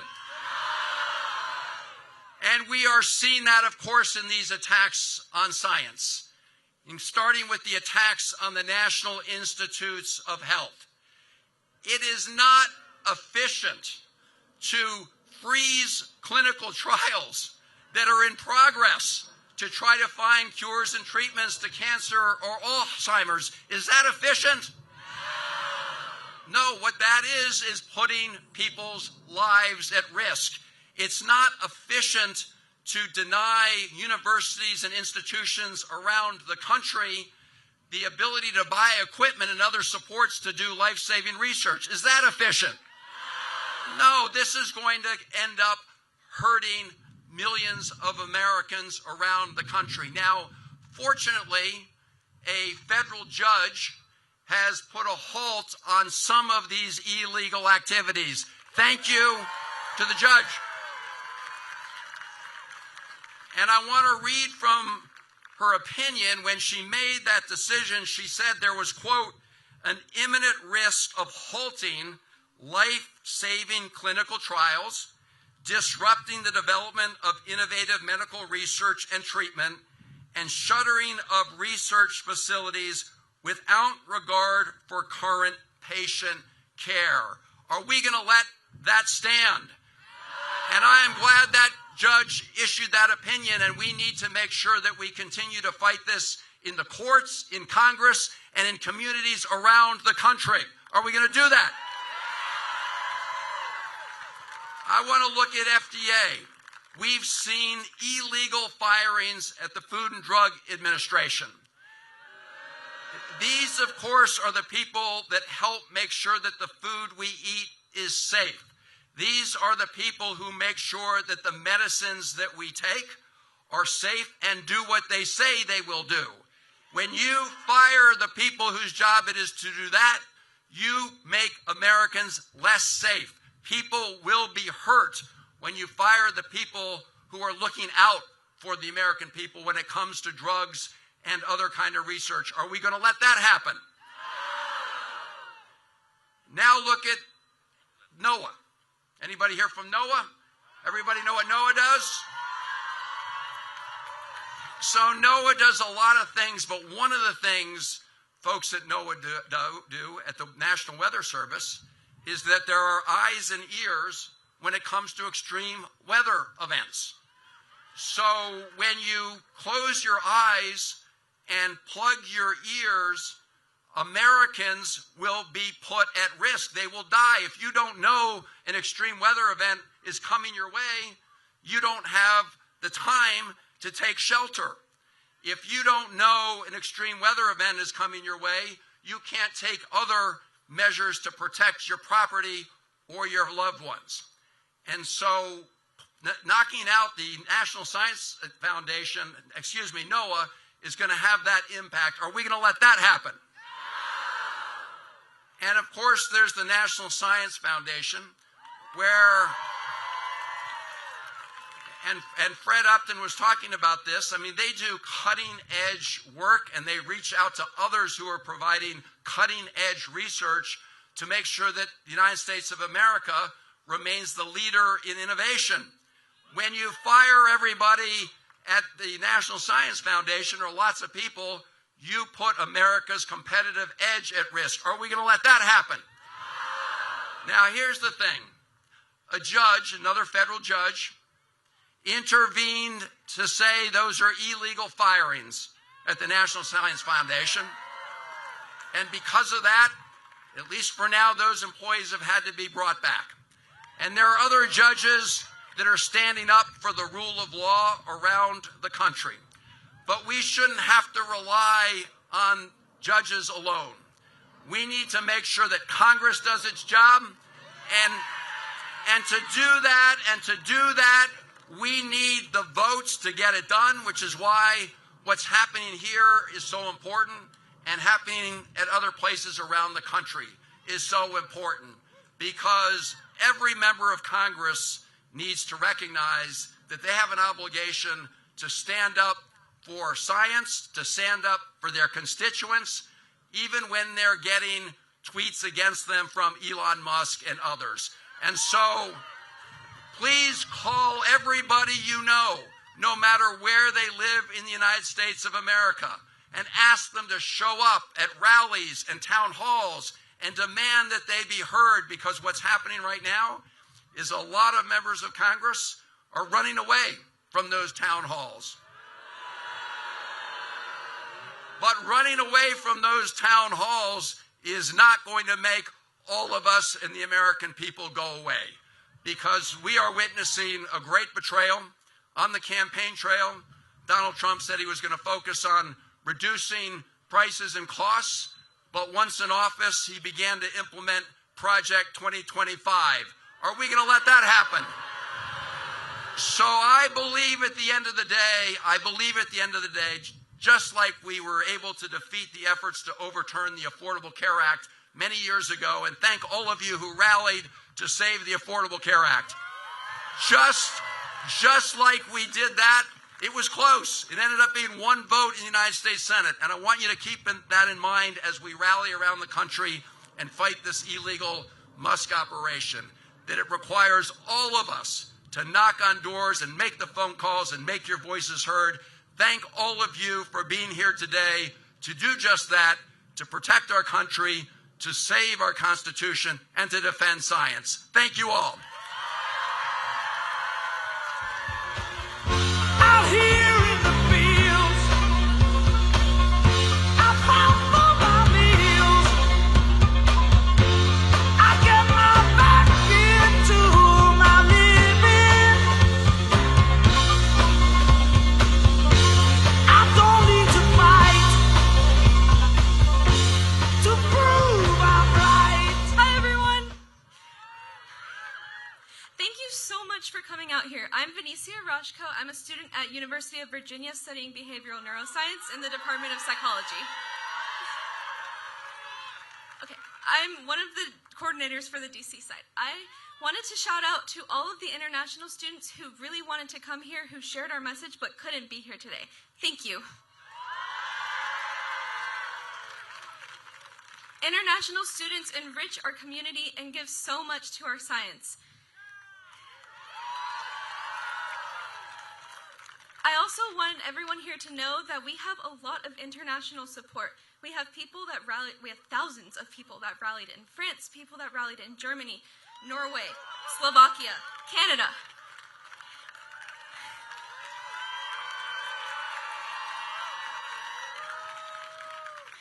I just want the world and I want all of Congress to know that the international community is highly supportive of our cause right now. I have a statement from the Biomedical Institute of Sevilla, and so here is a message from Alicia Elena Rosales. As we say here in Spain, every time we have to stand up for research and against budget cuts, there is no future without science. The U.S. has always been a beacon for scientific research. Scientists around the world stand with United States students and researchers. I also have one more statement from a psychology student in Poland at Polish is really hard to pronounce. Jagiellonia University. Okay. I don't think she's going to be mad at me for that. She wants everyone to know that research is a universal force of collective knowledge which accelerates progress of society and individuals. These decisions to reduce the budget cannot be made suddenly. Such actions contradict common sense and diminish the ideology of science as an achievement to all people, regardless of profession and nationality.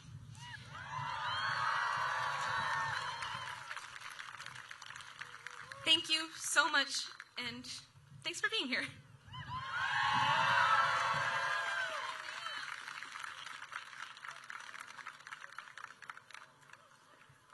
All right, y'all, be ready for some music, a little break from all the speeches. It is my pleasure to introduce one of my best friends from Chapel Hill, North Carolina. He is a local act. If you want to follow him, it is at Johnny.Sunrise on Instagram. Please do. Please join me in welcoming Johnny Sunrise.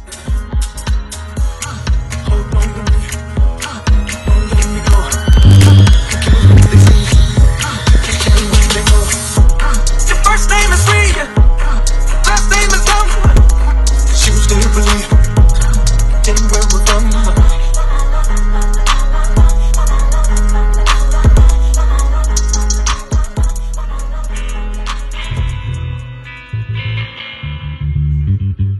What's up, everybody? Give it up for JP one more time. I'm super stoked to be here. I think one thing I just wanted to point out is that this is the flagship rally for Stand Up for Science. Make some noise for yourself for being here. I want to see some high fives. These are your friends. These are your allies.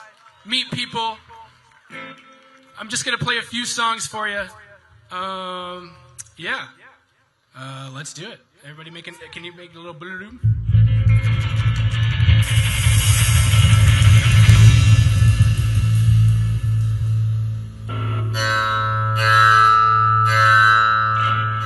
This first song is called Good Luck.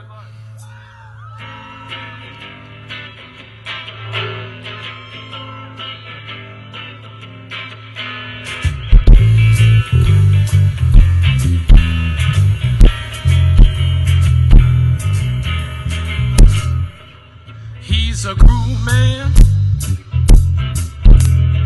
messing with you all of the time. Break the rules, man. He's hiding out where you'll never find. He's inside of your mind.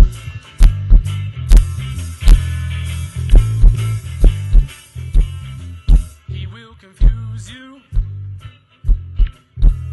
Make sure that you're unsure of what's right. He'll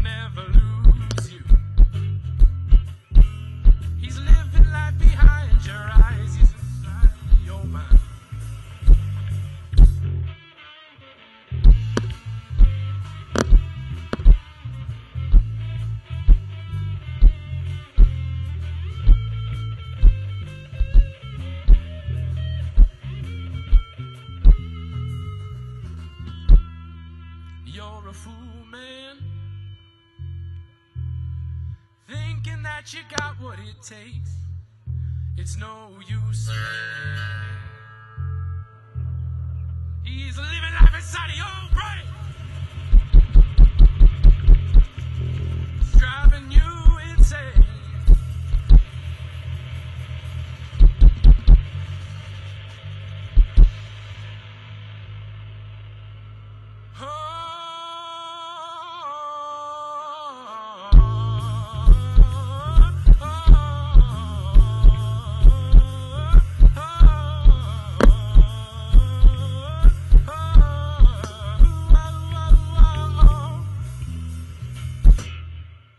Good luck. Oh, good luck. Yeah, good luck to you.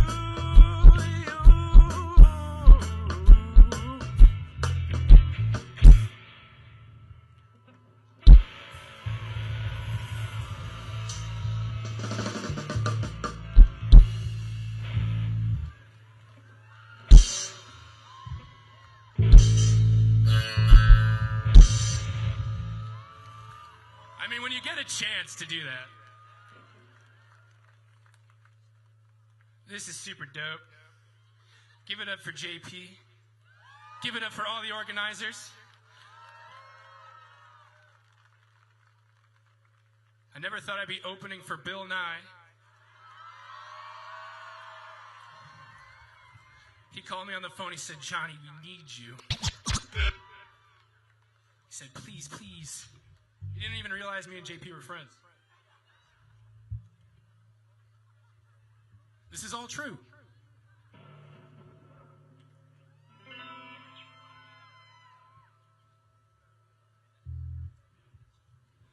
This next song is about moving from New England to North Carolina with someone you love and not a lot of money, and the cockroaches are pretty big.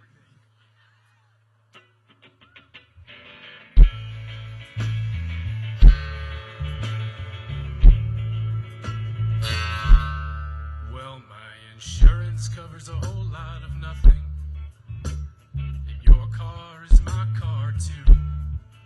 There's more bugs in the attic than bills in my pocket, but I'm living my dream life with you.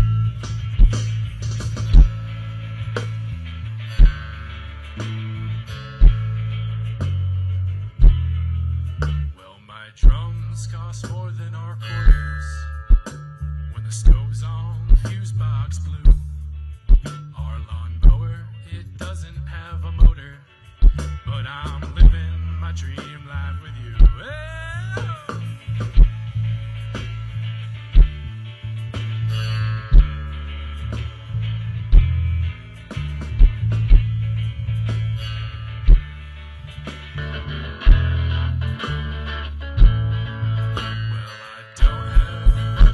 To offer. I like the bars where the beers cost $2, but the vibes are impeccable and my friends are respectable, and I'm living my dream life with you. I don't know what all of this will lead to. All I know is I got a home to go when I need to.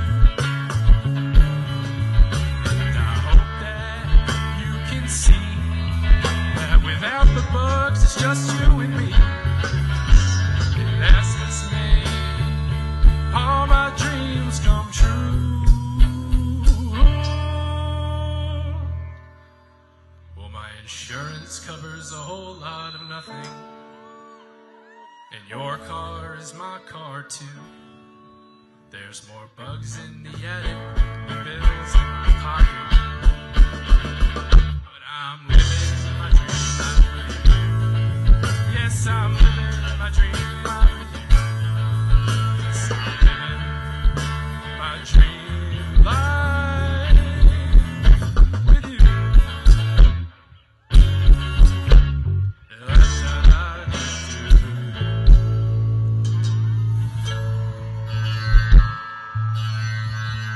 Thank you, thank you, thank you. You can take the guitar out of this monitor here. It's a little loud just in the monitor. I've got one more song for y'all.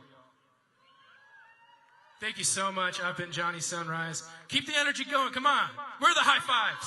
Give some high fives.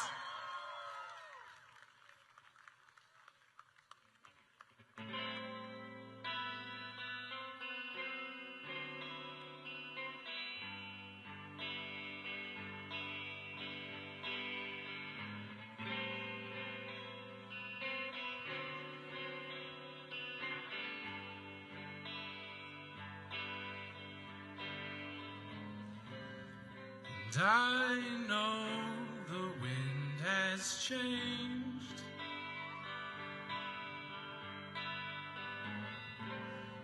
Clouded view on a sunless day.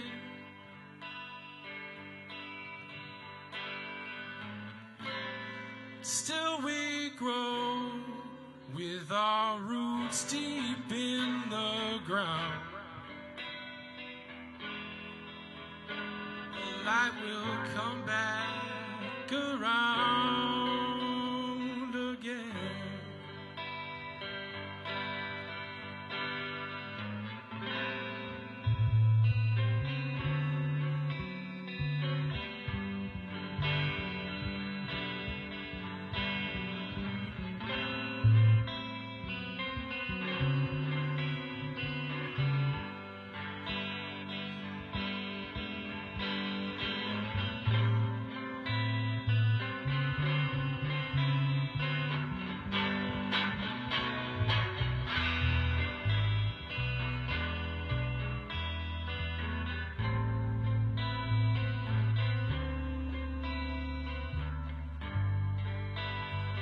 Going for a PhD in clinical psychology, Gabby Mesner over there.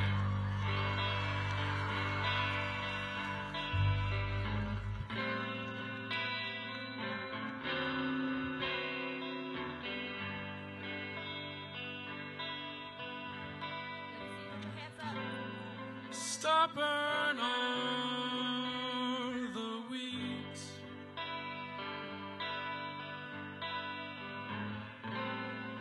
Just like you, just like me.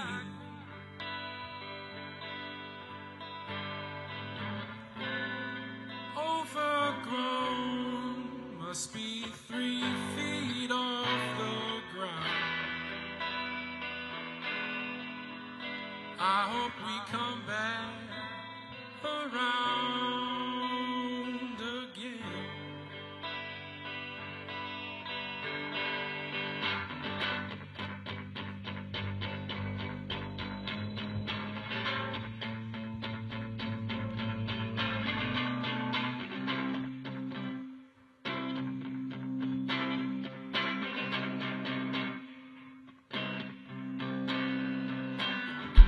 I hope that you still want me. I hope that you still want me. I hope that this won't be. Sorry, we gotta cut the song short here.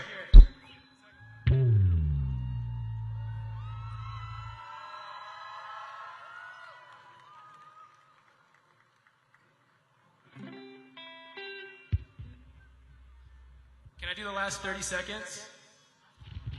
Okay. I hope that this won't be. I hope that you still want me.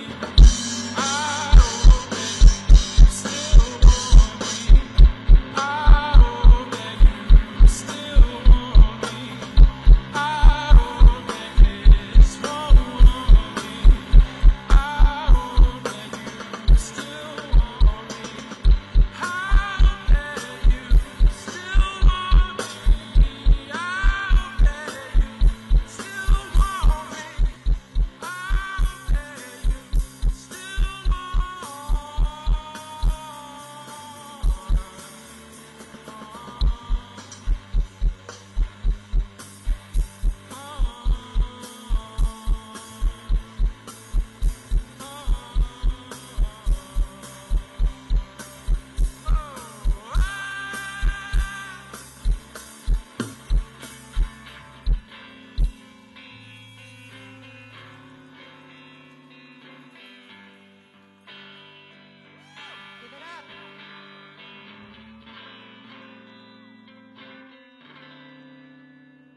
need a standing ovation. Woo!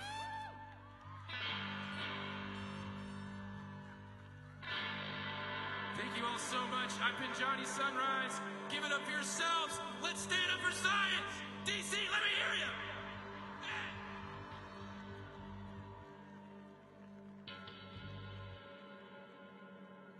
Thank you so much.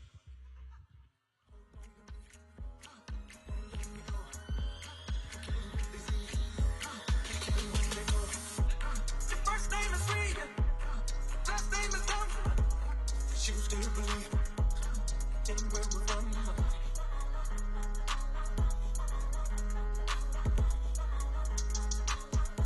All right, one more time for Johnny Sunrise.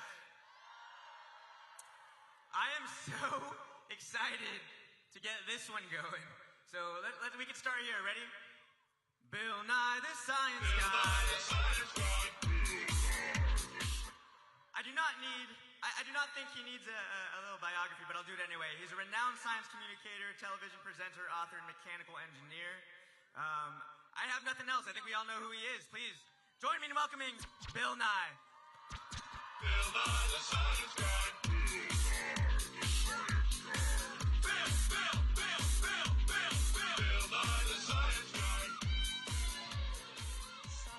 Hello, Washington! It is so good to see you all.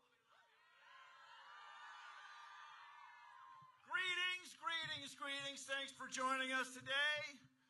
We are gathered to insist that our lawmakers stand up for science. The framers of the U.S. Constitution made sure to include Article 1, Section 8, Clause 8. Congress is to promote the progress of science and useful arts. Useful arts would be an 18th century expression for what nowadays we would call engineering. Using science to solve problems and make things. These constitutional ideas have helped make this country great, a world leader in innovation as well as in the rule of law. The process of science, along with our hard-won scientific body of knowledge, has enabled us to feed and care for the world's billions, build great cities, cure diseases, create global transportation and communication systems, and even know our place among the stars. My friends, science is part of the American story. If the United States is to lead the world, science cannot be suppressed. And so today, my friends, we demand that scientists not be censored, that there be legal safeguards to prevent political interference in their research, and that they be enabled to communicate their findings freely. Furthermore, we demand that all of us, the public, have access to scientific information. All the data, reports, and resources that were available before this president swore to uphold the U.S. Constitution in January of this year. This is our right. We paid for this science with our tax dollars. As we stand here today, certain elements in our own government have suppressed references to climate change, have advocated against life-saving vaccines, and have ordered an automatic review of papers for the purpose of censorship. Papers that include certain words like female.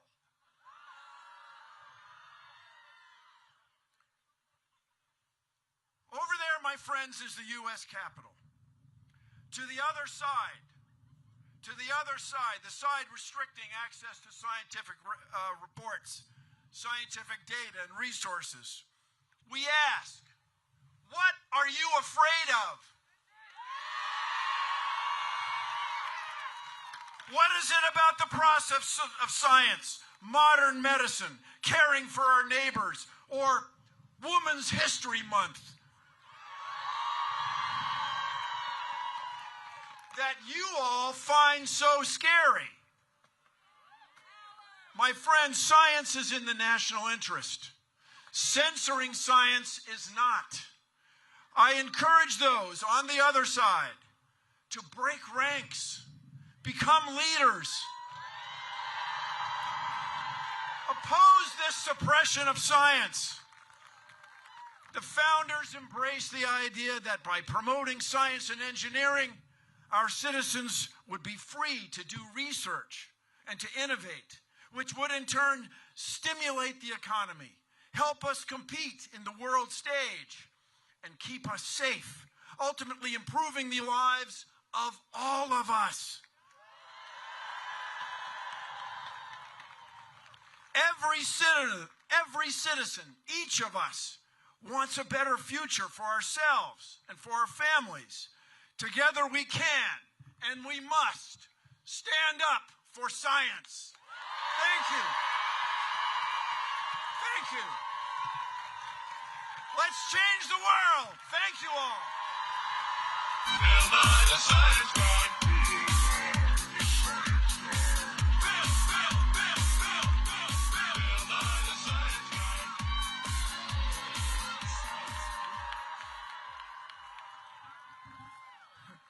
We can keep those bill chants going. We got another bill next. Yeah. It is my pleasure to introduce Congressman Bill Foster, a scientist and businessman representing the 11th Congressional District of Illinois, a position he's held since 2013. He also represented the 14th Congressional District of Illinois from 2008 to 2011. He's the only PhD physicist in Congress. And he continues to be a champion for sustained federal funding for scientific research. Please join me in welcoming Representative Bill Foster.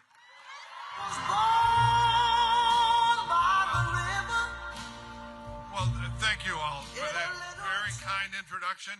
You know, I sometimes introduce myself as saying that I represent 100% of the strategic reserve of physicists in the United States Congress. But for 25 years before getting into this business, I worked at Fermi National Accelerator Laboratory. We were smashing protons and antiprotons together to make particles that have not been around since the Big Bang. Woo. I was on the team that discovered the top quark, along with 100 scientists from universities and laboratories from around the world. And one of the reasons that you do science is not just to win the next war and not to win the next industrial competition, but part of the reason you do science is that you may make a discovery that will be in the science textbooks forever. And that is the dream of every scientist. And that's one of the dreams that's being crushed when this administration sends out an email, says, okay, summarize your work in 5 bullets. We will send it into some AI and judge your career. And, you know, that's a nightmare that has been in science fiction for a long time. But unfortunately, we have someone who has the ear of the White House that seems to think that he wants to be that guy who owns the robot factory that judges everyone. And that's one of the more destructive things that's happening here. You know, during the last Trump administration, I was the chair of the Science Committee Oversight and Investigation Subcommittee. And the first hearing we had was surveying the damage that had been done by the first Trump administration to the science enterprise. And it was very sad. But it was not as bad as it could be because they weren't organized yet. They are unfortunately organized now. And the damage is greater. So, you know, I don't want to lie to you and tell you things are necessarily going to be okay, because, you know, they may not. but what I can do is tell you that you have many members of Congress, including a lot of Republicans who are keeping their heads down, who really believe in science.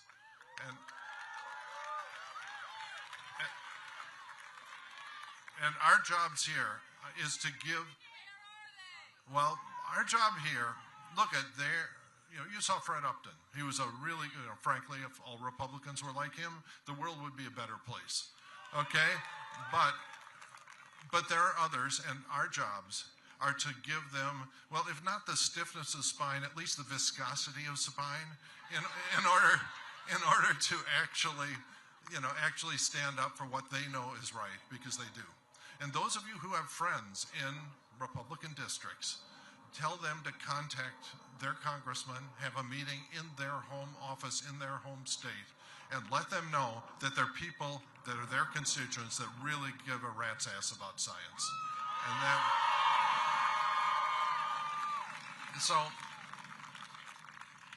you can see, I kind of bring all the charisma of the usual physicist to this job. Oh, excuse me, Riz, I am told that is the, okay, I'm trying, I really am, but I just want to let you know that your voices are being heard. When you're speaking the truth, your voice has a natural amplifier to it that you're not always aware of. Because when, I was at I sat through most of the State of the Union speech. Yeah, I gave myself a quota of 5 objective falsehoods before I'd leave. And I hung around till we hit about 25. And then they said, okay, that's it, I'm out of here. But watching members that I knew and respected on the other side standing up and applauding for things that they knew were false is the thing that it really gets me. And I was thinking about why is it that scientists care so deeply about that? And I think it's because, if you're a scientist and you stand up and say something you know is not true, it is a career-ending thing. You will lose your tenured position. No one will ever publish your papers. And your career is over. And so why do we take the truth so seriously? And I think it's because we operate on the edge of what is known. And so we cannot tolerate the additional uncertainty of whether the person who's presenting the data is actually lying. And so that's why, personally I find it hard to take, and personally why I enjoy seeing the fire in your eyes for what you're doing. Thank you all.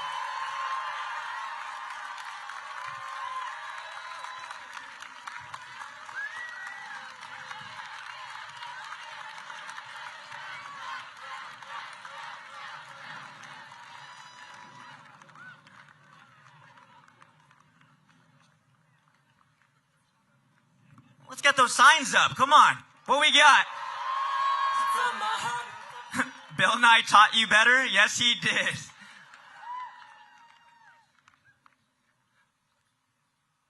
What else we got? Come and take them. Girls just want to have funding. Keep your hands off our pipettes. No science, no wildlife. It's awesome, y'all. I'm excited to announce our next speaker. Dr. Mike Mann. Mike is an American climatologist and geophysicist. He's a Presidential Distinguished Professor of Earth and Environmental Science at the University of Pennsylvania. Please join me in welcoming Dr. Mike Mann. From my heart and from my hand, why don't people understand my intention?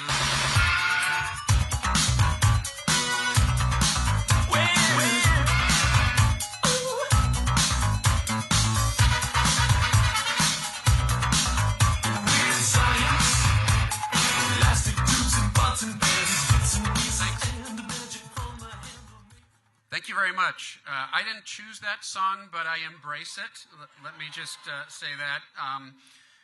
Let me also say I've always dreaded having to speak after my friend Bill Nye, but that is one of my great fears that is realized today. Good afternoon, everybody. It's so wonderful to see you all out here today to stand up for science. Thank you very much. I didn't choose that song, but I embrace it. Let me just say that. Let me also say I've always dreaded having to speak after my friend Bill Nye, but that is one of my great fears that is realized today. Good afternoon, everybody. It's so wonderful to see you all out here today to stand up for science. My name is Michael Mann, and let me warn you, I'm going to use the C word. I'm a climate scientist. Thank you. Thank you. I'm also an educator and a science communicator. Thanks. I've known adversity, having been targeted by fossil fuel interest groups, attacked by right-wing news sites, news outlets, and singled out by climate change denying politicians. Yes, unfortunately. And it's even worse today. All in an effort to discredit my research demonstrating the profound threat of human-caused climate change. But this is the most challenging moment I can recall. For science itself to gratuitously quote the title of my forthcoming book with vaccine scientist Peter Hotez, who some of you may know, science is under siege. We've heard it here today already. The banning of federally funded research in my own field of climate science, the normalization of anti-science in our government agencies and institutions, the NIH, NSF, EPA. These are among the most chilling developments. Now, I teach at Benjamin Franklin's University, the University of Pennsylvania. Okay, well, I'm no Ben Franklin, and I'm not speaking for the university, but I do often ask myself, what would Ben do? Franklin was a statesman, a diplomat, a public intellectual, an inventor, a scientist, and in fact, a climate scientist. And I'm not kidding. Despite the famous kite and thunderstorm story we've all heard, he did not actually invent electricity. Sorry, he didn't. That goes back to at least the 5th century BCE. But he did produce the first known depiction of the Gulf Stream. Climate science. And he was an environmental activist. He designed cleaner burning stoves, and he brought a lawsuit against a tannery that was dumping hazardous chemicals into the Delaware River. He was, of course, also a revolutionary who helped lead a rebellion against, this might sound familiar, a ruthless autocrat. A rebellion against a ruthless autocrat, an actual king, not a self-declared one. Franklin once said that to safeguard democracy, the people must have a keen sense of independence, self-respect, and their oneness. And I am feeling that oneness here today. I am absolutely feeling it here today, folks. Where we are indeed gathered to safeguard science, democracy, and our planet.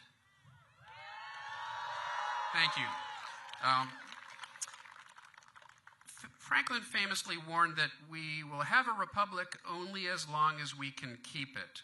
Well, we still have a republic, so let's do all we can to keep it.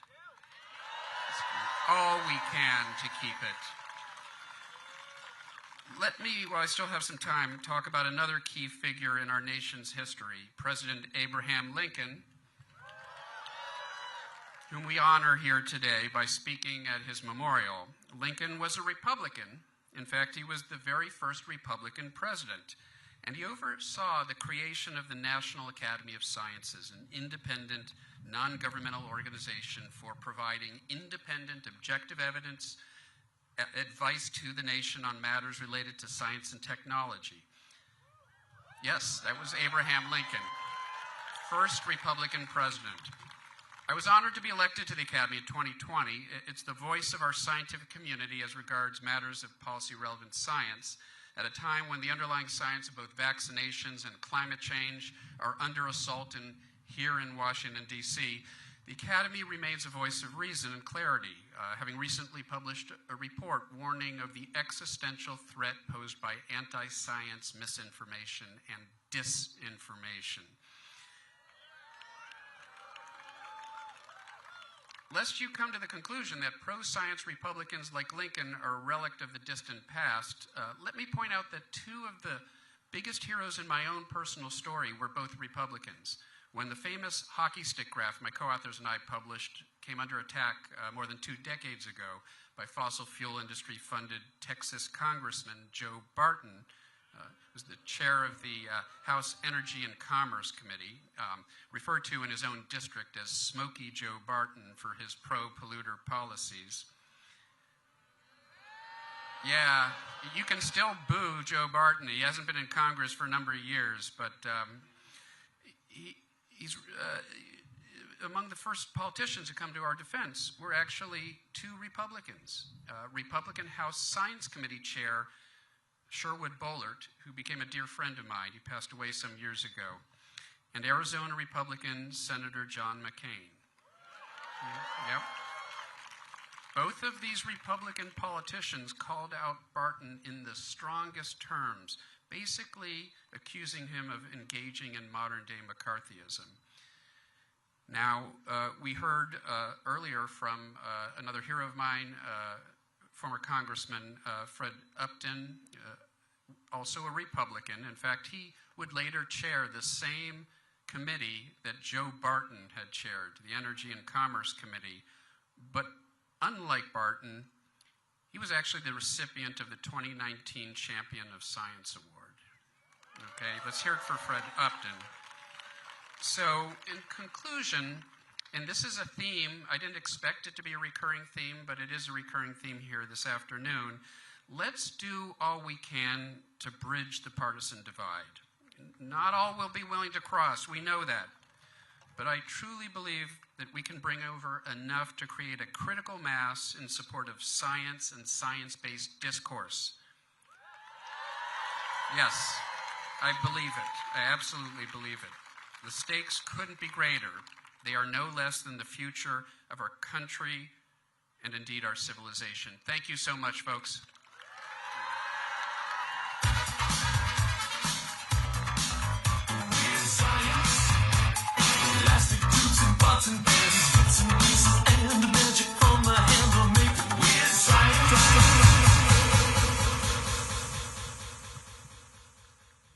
I'm back again to introduce yet another speaker in this amazing lineup of people with all kinds of important perspectives, all here to stand up for science like you are doing. And it's not just because there's no place to sit. You really want to stand up for science. It's my great privilege to introduce a heroic figure that I've admired for some time, who's here from Boston. He has a very challenging personal story to tell you of a family history that afflicted multiple members with Alzheimer's disease. Himself a journalist, he has now begun to have symptoms of that same illness. A lot of people would go and hide somewhere. Not Greg O'Brien. Instead, he wants to tell the world about this and about how important research is for people like him and all those that will come after. So please put your hands together and scream a good welcome to Greg O'Brien.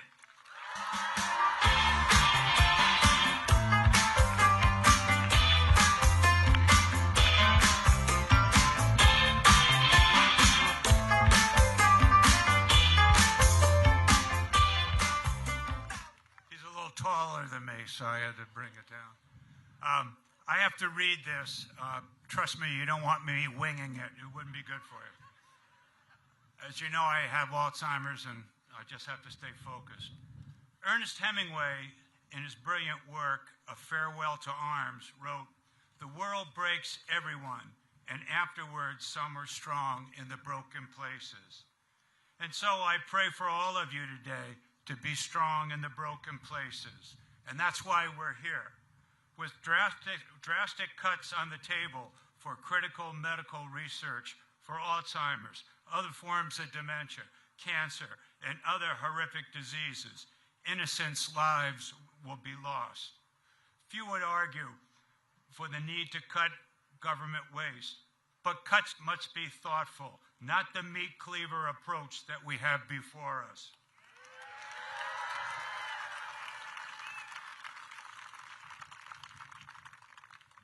As a journalist, I have no party affiliation. I'm not a Democrat or Republican. I'm in the middle. My focus is building a strong constituency for unilateral support for medical research and care for the millions upon millions who are suffering today. I am deeply concerned about the future. It's simple math. I learned as a young age from the Sisters of Charity in an Irish school outside Manhattan that 1 + 1 is 2. But if you subtract 2, you have 0. And that's not right, and that's where I fear we're headed. It shouldn't be that way. It just shouldn't. Good research and science are not dirty words.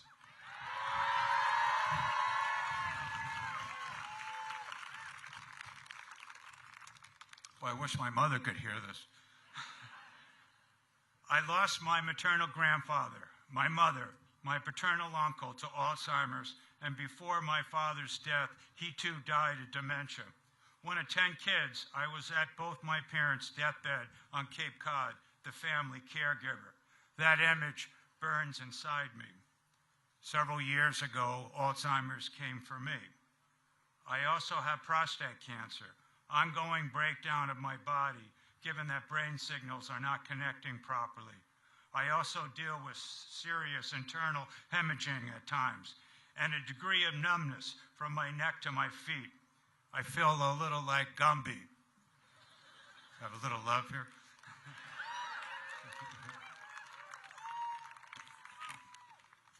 Alzheimer's, with some, can be a 20-year journey, the experts say. It's like having a sliver of your brain shaved every day. That's why more research is needed to slay the demons of this disease.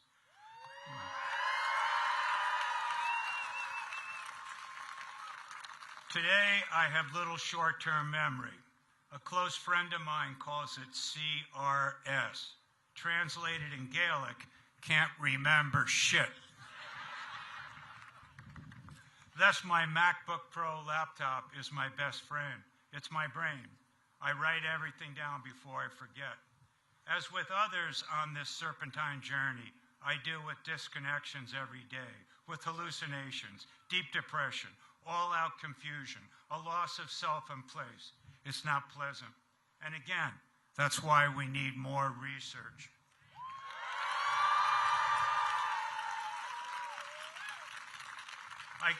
But I keep moving forward, not retreating.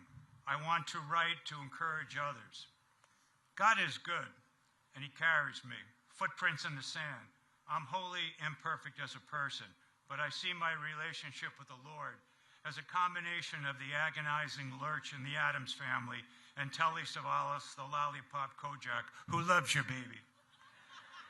That's all right. Thank you. But the point about all this is without adequate funding for medical research, without a strong commitment to this, we lose our soul as a nation. I would like to believe that both Republicans and Democrats would not want to go there. This is not a liberal or conservative cause. It's a fight for life issue.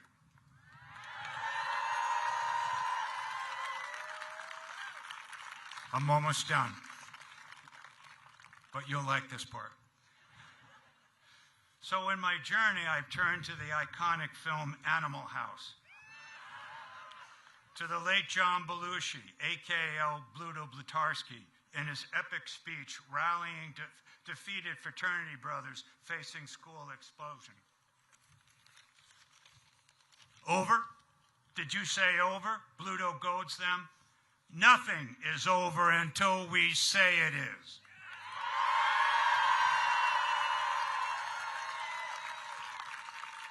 And so, folks, it isn't over until we say it's over. Keep rallying, keep the faith, be strong in the broken places. God bless you, and thanks for listening.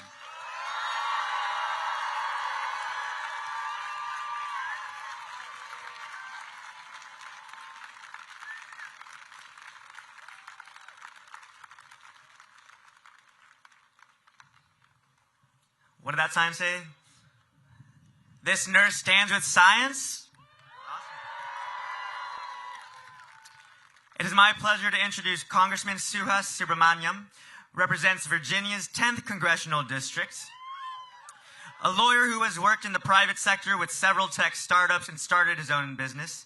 He previously served as a White House technology policy advisor to President Barack Obama. In the Virginia House of Delegates from 2019 to 2023 and the Virginia State Senate from 2023 to 2024, Suhas passed landmark legislation to lower the costs of tolls, utility bills, and prescription drugs. And lastly, he also co-founded a caucus dedicated to bipartisanship and passed bipartisan bills to improve K-12 education, lower taxes, and address gun safety. Please join me in welcoming Suhas.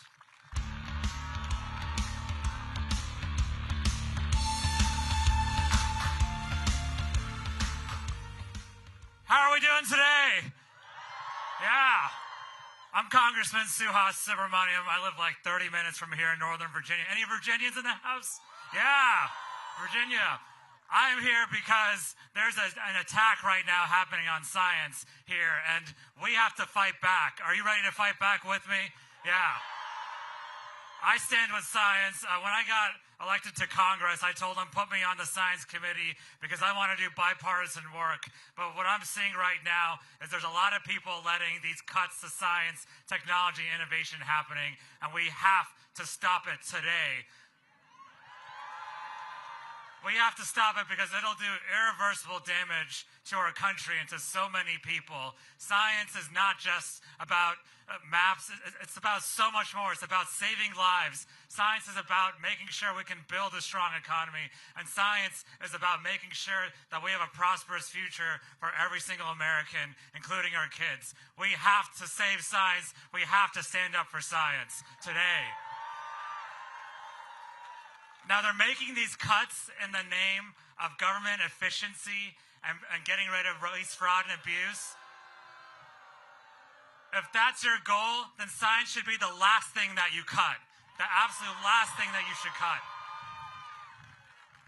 $1 spent and $1 invested in science gives us $10 back, $20 back, because it's the best investment you can make in our people and in our country, and it's what makes our country great. Science is what makes our country great. And so we have to fight this, but I'll tell you, they're cutting.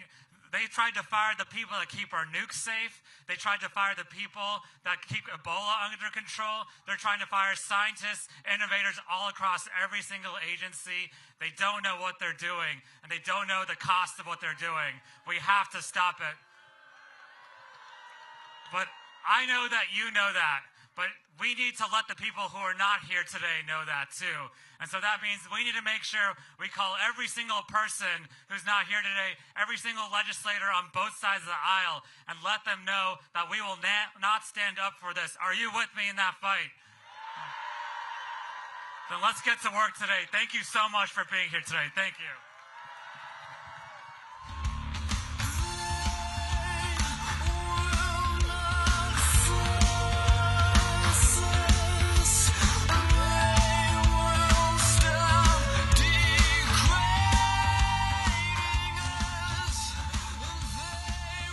Shout out to the sign that says, fund science like your life depends on it, because it does. Oh, I know you. Oh my gosh, hey, what's up? It is my pleasure to introduce Connor Phillips, a research fellow at the NIH. But it's something about this joint right here. There he studied treatments for children with cerebral palsy and broader questions about how learning happens in the brain. He received his bachelor's degree in mechanical engineering at ASU, Arizona State University, where he developed robot-assisted therapies for children with cerebral palsy. Please join me in welcoming Connor Phillips.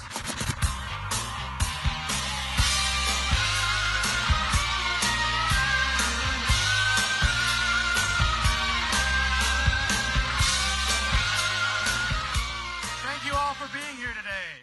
As you heard, my name is Connor Phillips, and I'm a proud member of UAW 2750, the Fellows Union at the National Institutes of Health. Yeah. As you've heard today, the health of Americans is tied to our investment in biomedical research. When science thrives, we all thrive. And I am living proof of that. You may not see it at first glance, but I have cerebral palsy. My mother went into labor more than 3 months early, and the treatments that helped ensure my survival were made possible by NIH-funded research. Just 4 years before I was born. Without that science, I might not be able to walk. I might not be alive at all. My very existence is a testament to the power of NIH research and the lives it transforms. That's why I chose to dedicate my life to science. Yeah. At the NIH, I've worked to develop new therapies to improve the lives of other children with cerebral palsy. Now, I'm advancing our understanding of the brain. I hope to give back to the institution that gave me my health. But because of so-called efficiency cuts imposed by the Trump administration, I am forced to stop this critical work, even as an unpaid volunteer. It begs the question, how does stopping ongoing research make our government more efficient? How can these cuts be driven by fiscal responsibility when scientists are prevented from working for free? These cuts to NIH funding aren't just numbers on a spreadsheet. They're life-threatening. They mean people with cancer go untreated. They mean those with Alzheimer's will continue into cognitive decline. They mean families suffer. These cuts are a means to steal from the health of Americans to provide tax breaks for the rich. We cannot accept this. We must stand together for the health of our nation. To those listening across the country, I challenge you to stand up for science. Call your representatives and demand they protect NIH, the foremost biomedical research institution in the entire world. This is a fight for lives. Lives like mine, like yours, like those we love. And when we fight, we win. When we fight, we win. When we fight, we win. When we fight, we win. Thank you.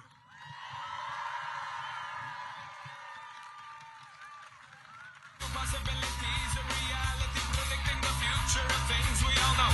Fighting off the disease programming of century science. Recognize the single most important element of human existence. All right, why are people standing for science? To fund our research and fund our futures. If we don't fight for science, who will?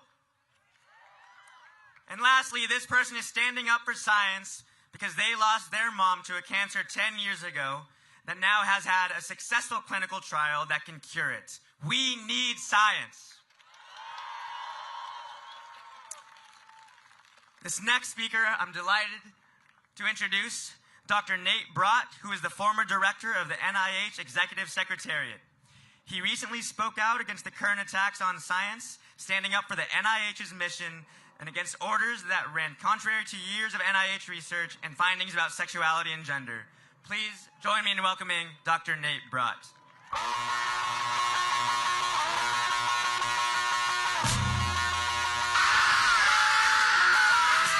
Say you want a revolution, well, you know, we all want to change the world.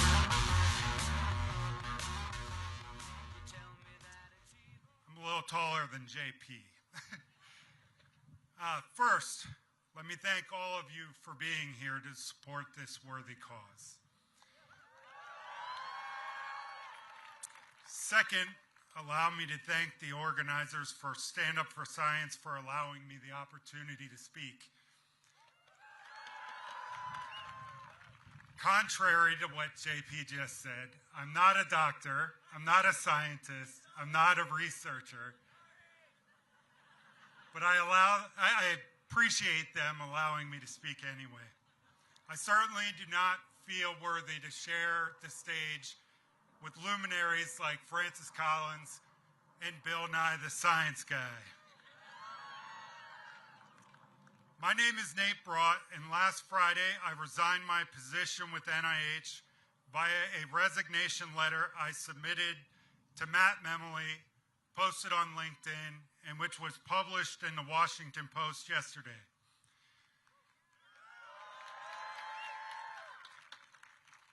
My career started on a pair of yellow footprints on Paris Island in July of 2001. And that journey took me to 3 separate continents. During my career, I found myself in Iraq, tracking and eliminating terrorist targets. I found myself at Fort Meade, Maryland, battling the proliferation of nuclear weapons and tracing terrorist financing. I found myself with the dubious honor of interrupting a meeting to inform Secretary Janet Napolitano of the Boston Marathon bombing. I found myself improving Homeland Security's relationship with Congress by reforming our congressional reports process.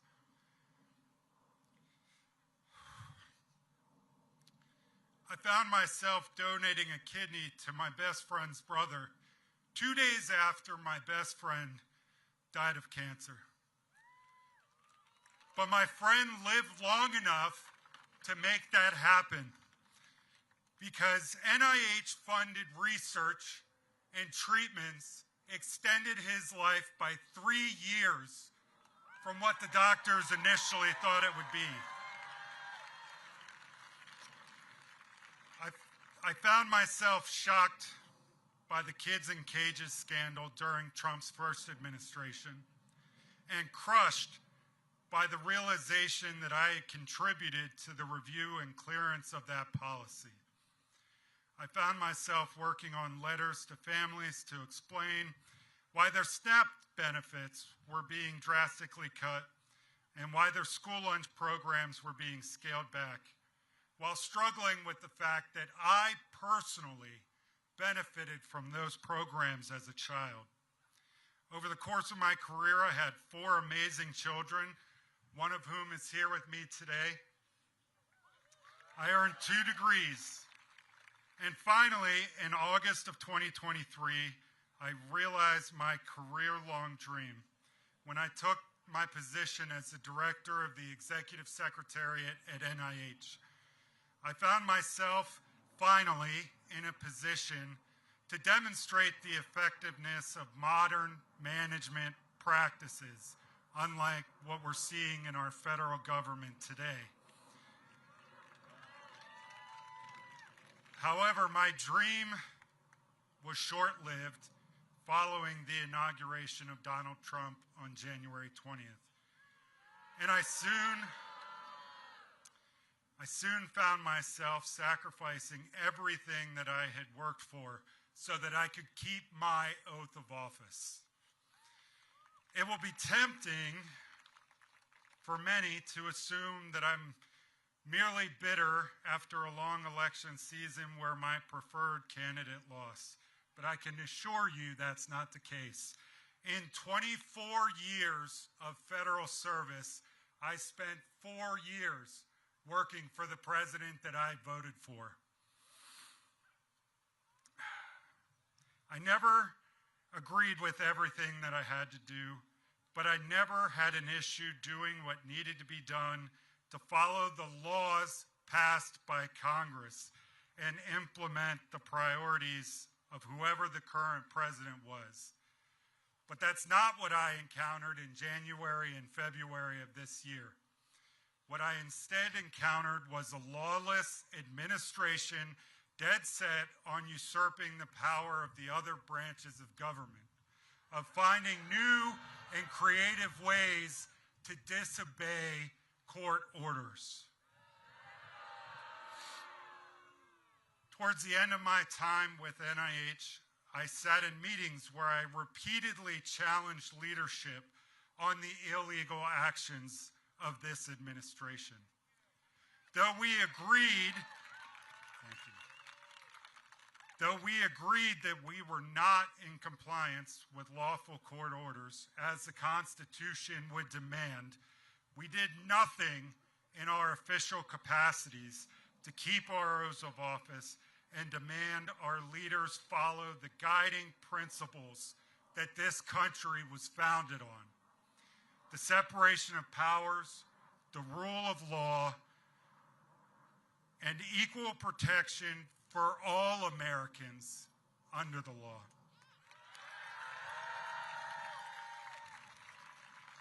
Instead, we actively implemented unscientific and unconstitutional executive orders at the expense of our trans and intersex colleagues and fellow citizens.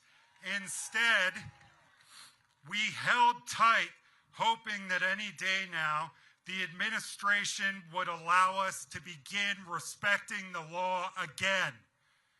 Instead, we followed an acting director who I have reason to believe was not legally appointed to that task.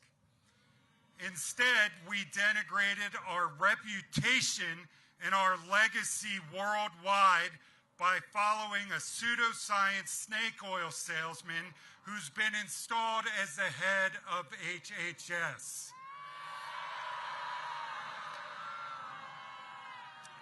And we suffered all of these harms because President Trump does not have the integrity as a leader to admit he made the decisions that his base resented during COVID.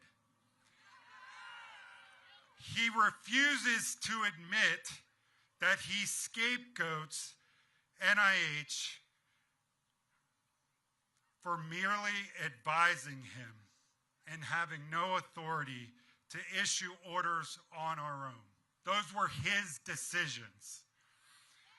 Contrary to what Fox News would have you believe, Tony Fauci is not a criminal mastermind who spent 5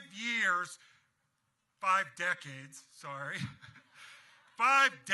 saving millions of lives around the world so that he could fool people into wearing masks. The fact that President Trump has repeatedly put Dr. Fauci's life in danger to avoid acknowledging his own accountability is a tragedy and a national embarrassment. The future of science in America faces unique challenges and nearly insurmountable obstacles to recover from so much damage in such a short time. We've done irreparable harm to our universities and research institutions here at home. We've done obscene amounts of damage to our international partnerships. We need to figure out how to stop this administration from dismantling our country's scientific community and selling it off to the lowest bidders at big pharma companies owned by their allies so that we ensure science continues to advance for everyone. We need to figure out how to reestablish our place at the forefront of scientific research so that we do not spend decades lagging behind adversarial nations who continue to advance and invest in the future. And unbelievably, the unique challenges facing the future of science in this country are not my leading cause for concern or the main reason why I'm here today. As serious as those concerns are, they're offset by one very simple reality. The future of scientific research in America will be inconsequential if we fail to secure the future of democracy and the rule of law in America first. Thank you.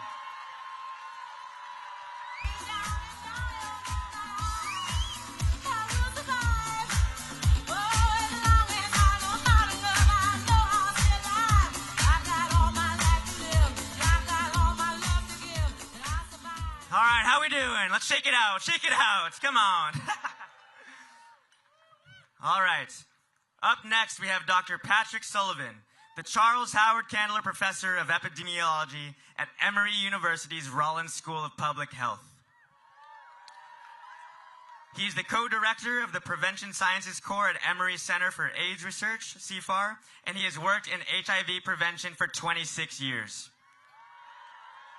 Please join me in welcoming Dr. Patrick Sullivan.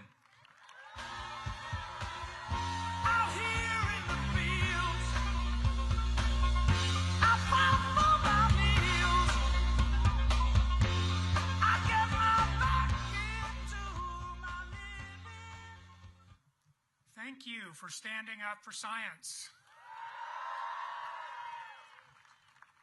We probably all have our own reasons and parts of our own life stories that lead us to be here today, making our stand for science. And what I'm passionate about is work to end the HIV epidemic in the United States and around the world, work to promote the health and well-being of people living with HIV, and working to train and make opportunities for the next generation of scientists. So I was asked today to give a little insight into what science and public support for science has done in our global response to the HIV epidemic. And for me, this is a really personal issue. I moved to start college in Atlanta in 1984, and the HIV epidemic was in full swing in Atlanta. It was a scary time for our community. It was a tragic time for people living with HIV and their caregivers, as they were visibly affected. There was no effective treatment, and there was pervasive stigma towards people living with HIV. So when we think about ending the HIV epidemic, it takes an all-of-science approach. We need clinicians. We need epidemiologists. We need laboratorians. We need social scientists. Go social scientists, all right. So what I'd like to do is tell you some of the things that this research community has accomplished. And if you hear something that you want to thank scientists for, I want to hear back, all right? In the 4 decades we've been working, we've developed tests for HIV, which are sensitive, that allow people to test themselves for HIV, and that yield results in only a couple of minutes. HIV testing. The scientific community has developed treatments for HIV. People living with HIV can have an expectation of a normal life expectancy, and just recently has been the introduction of monthly injections for HIV treatment. And I should say that it's unconscionable that people who were benefiting from these life-saving treatments supported through PEPFAR are being deprived of them. It's unacceptable, and it needs to change. Prevention. We have preventive medications that are 99% effective at keeping people protected from HIV, and we now have monthly injections that prevent HIV infection in those who are not living with HIV. And we're still on the pathway in search of a vaccine for HIV, and we must not give up on this effort.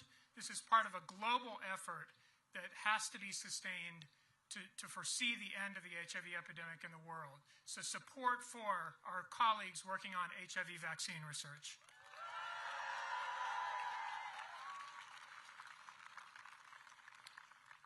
I said today that HIV prevention work is a team endeavor.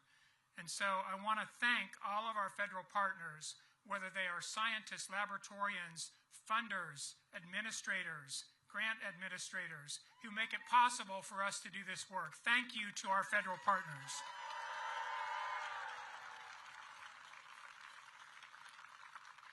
The United States has a bold vision for ending the HIV epidemic, and we are on the path to do that. But interrupting any of these streams of science for testing, for treatment, for prevention, for vaccine, threatens our progress towards that shared goal.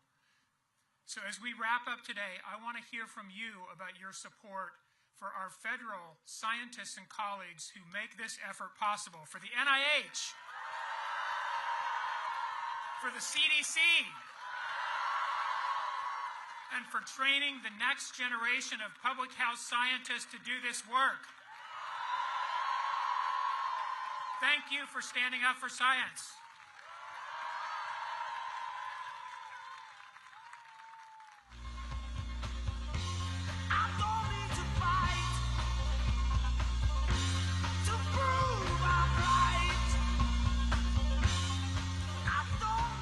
I like that sign right there. Science is like magic but real. That's like a Disney movie. All right, up next we have Dr. Bonnie Sweenor, the founding director of the Johns Hopkins Disability Health Research Center and endowed professor of disability health and justice. Drawing from her experiences as a person with a disability, she aims to shift the paradigm from living with a disability to thriving with a disability. Dr. Sweenor's research applies evidence-based strategies to dismantle the barriers that disabled people face, including in STEM. Her work has impacted policies at state, federal, and international levels, and she played a critical role in the national advocacy that led to the NIH's designation of people with disabilities as a health disparity population. Please join me in welcoming Dr. Bonnie Sweenor.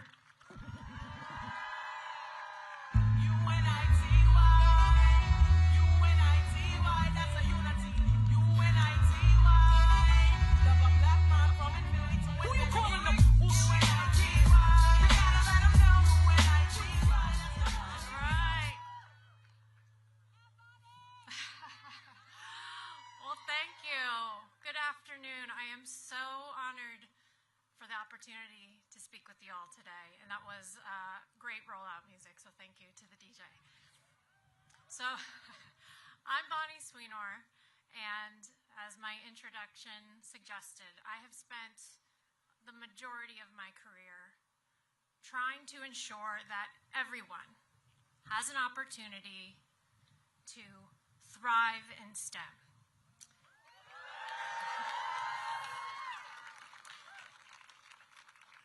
As a person with a disability, I know firsthand the barriers that exist, but I also know the power of science to take them down.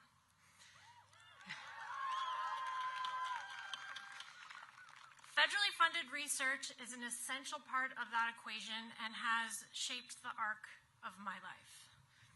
When I was a teenager, federally funded research was essential for saving my life when I had a rare infection that was resistant to antibiotics. Federally funded research, again, was essential for the care I received when I had complications after the birth of my son. And federally funded research helped slow the vision loss that I experienced after being diagnosed with a degenerative retinal condition.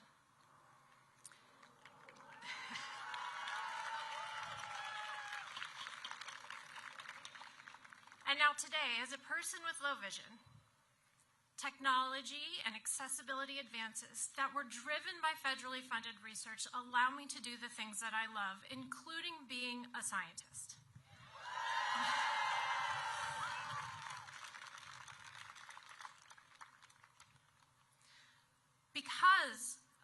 research that has been supported by federal funds, I haven't just been able to live, but to thrive.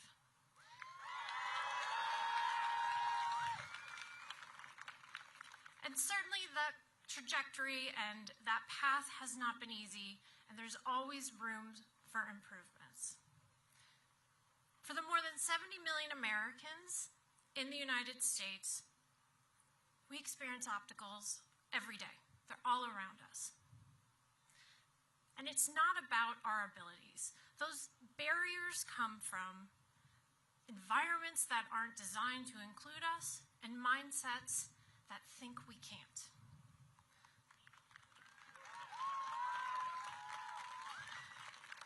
But science is essential to changing all of that.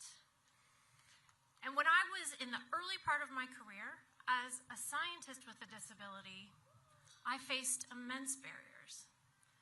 And I felt alone, and I felt like I didn't belong, and I wanted to give up. Thank you. So I did the, we all do. So I did the only thing that I knew how to do, which was research. And so my colleagues and I were among the first to publish data showing the woefully underrepresentation of scientists with disabilities receiving federal funds. And to my surprise, those data led to real change, changes in policies, changes in programs, and changes in opportunities, which now, unfortunately, are all under threat.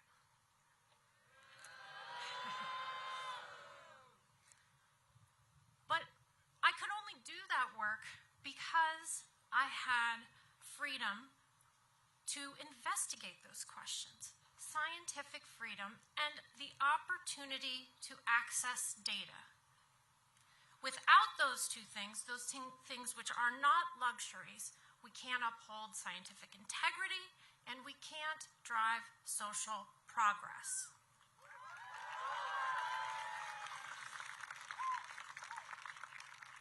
So today, we are all here to fight back.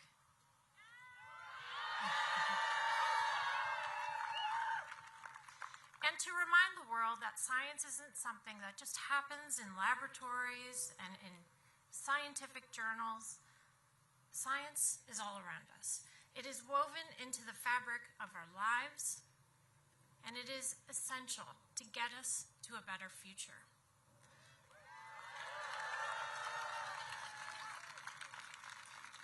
But it's clear we have to unite and fight.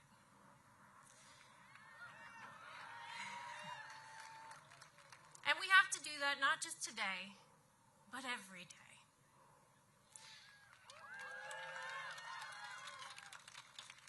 And as the late, great disability activist Judy Heumann once said, change never comes at the pace we want.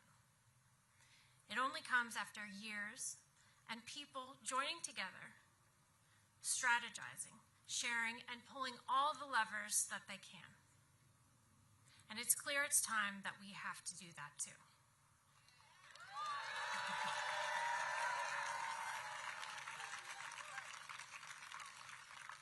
So thank you all for being here. Stand up for science. I know this is only the beginning, and a huge thanks to the organizers who have made this happen.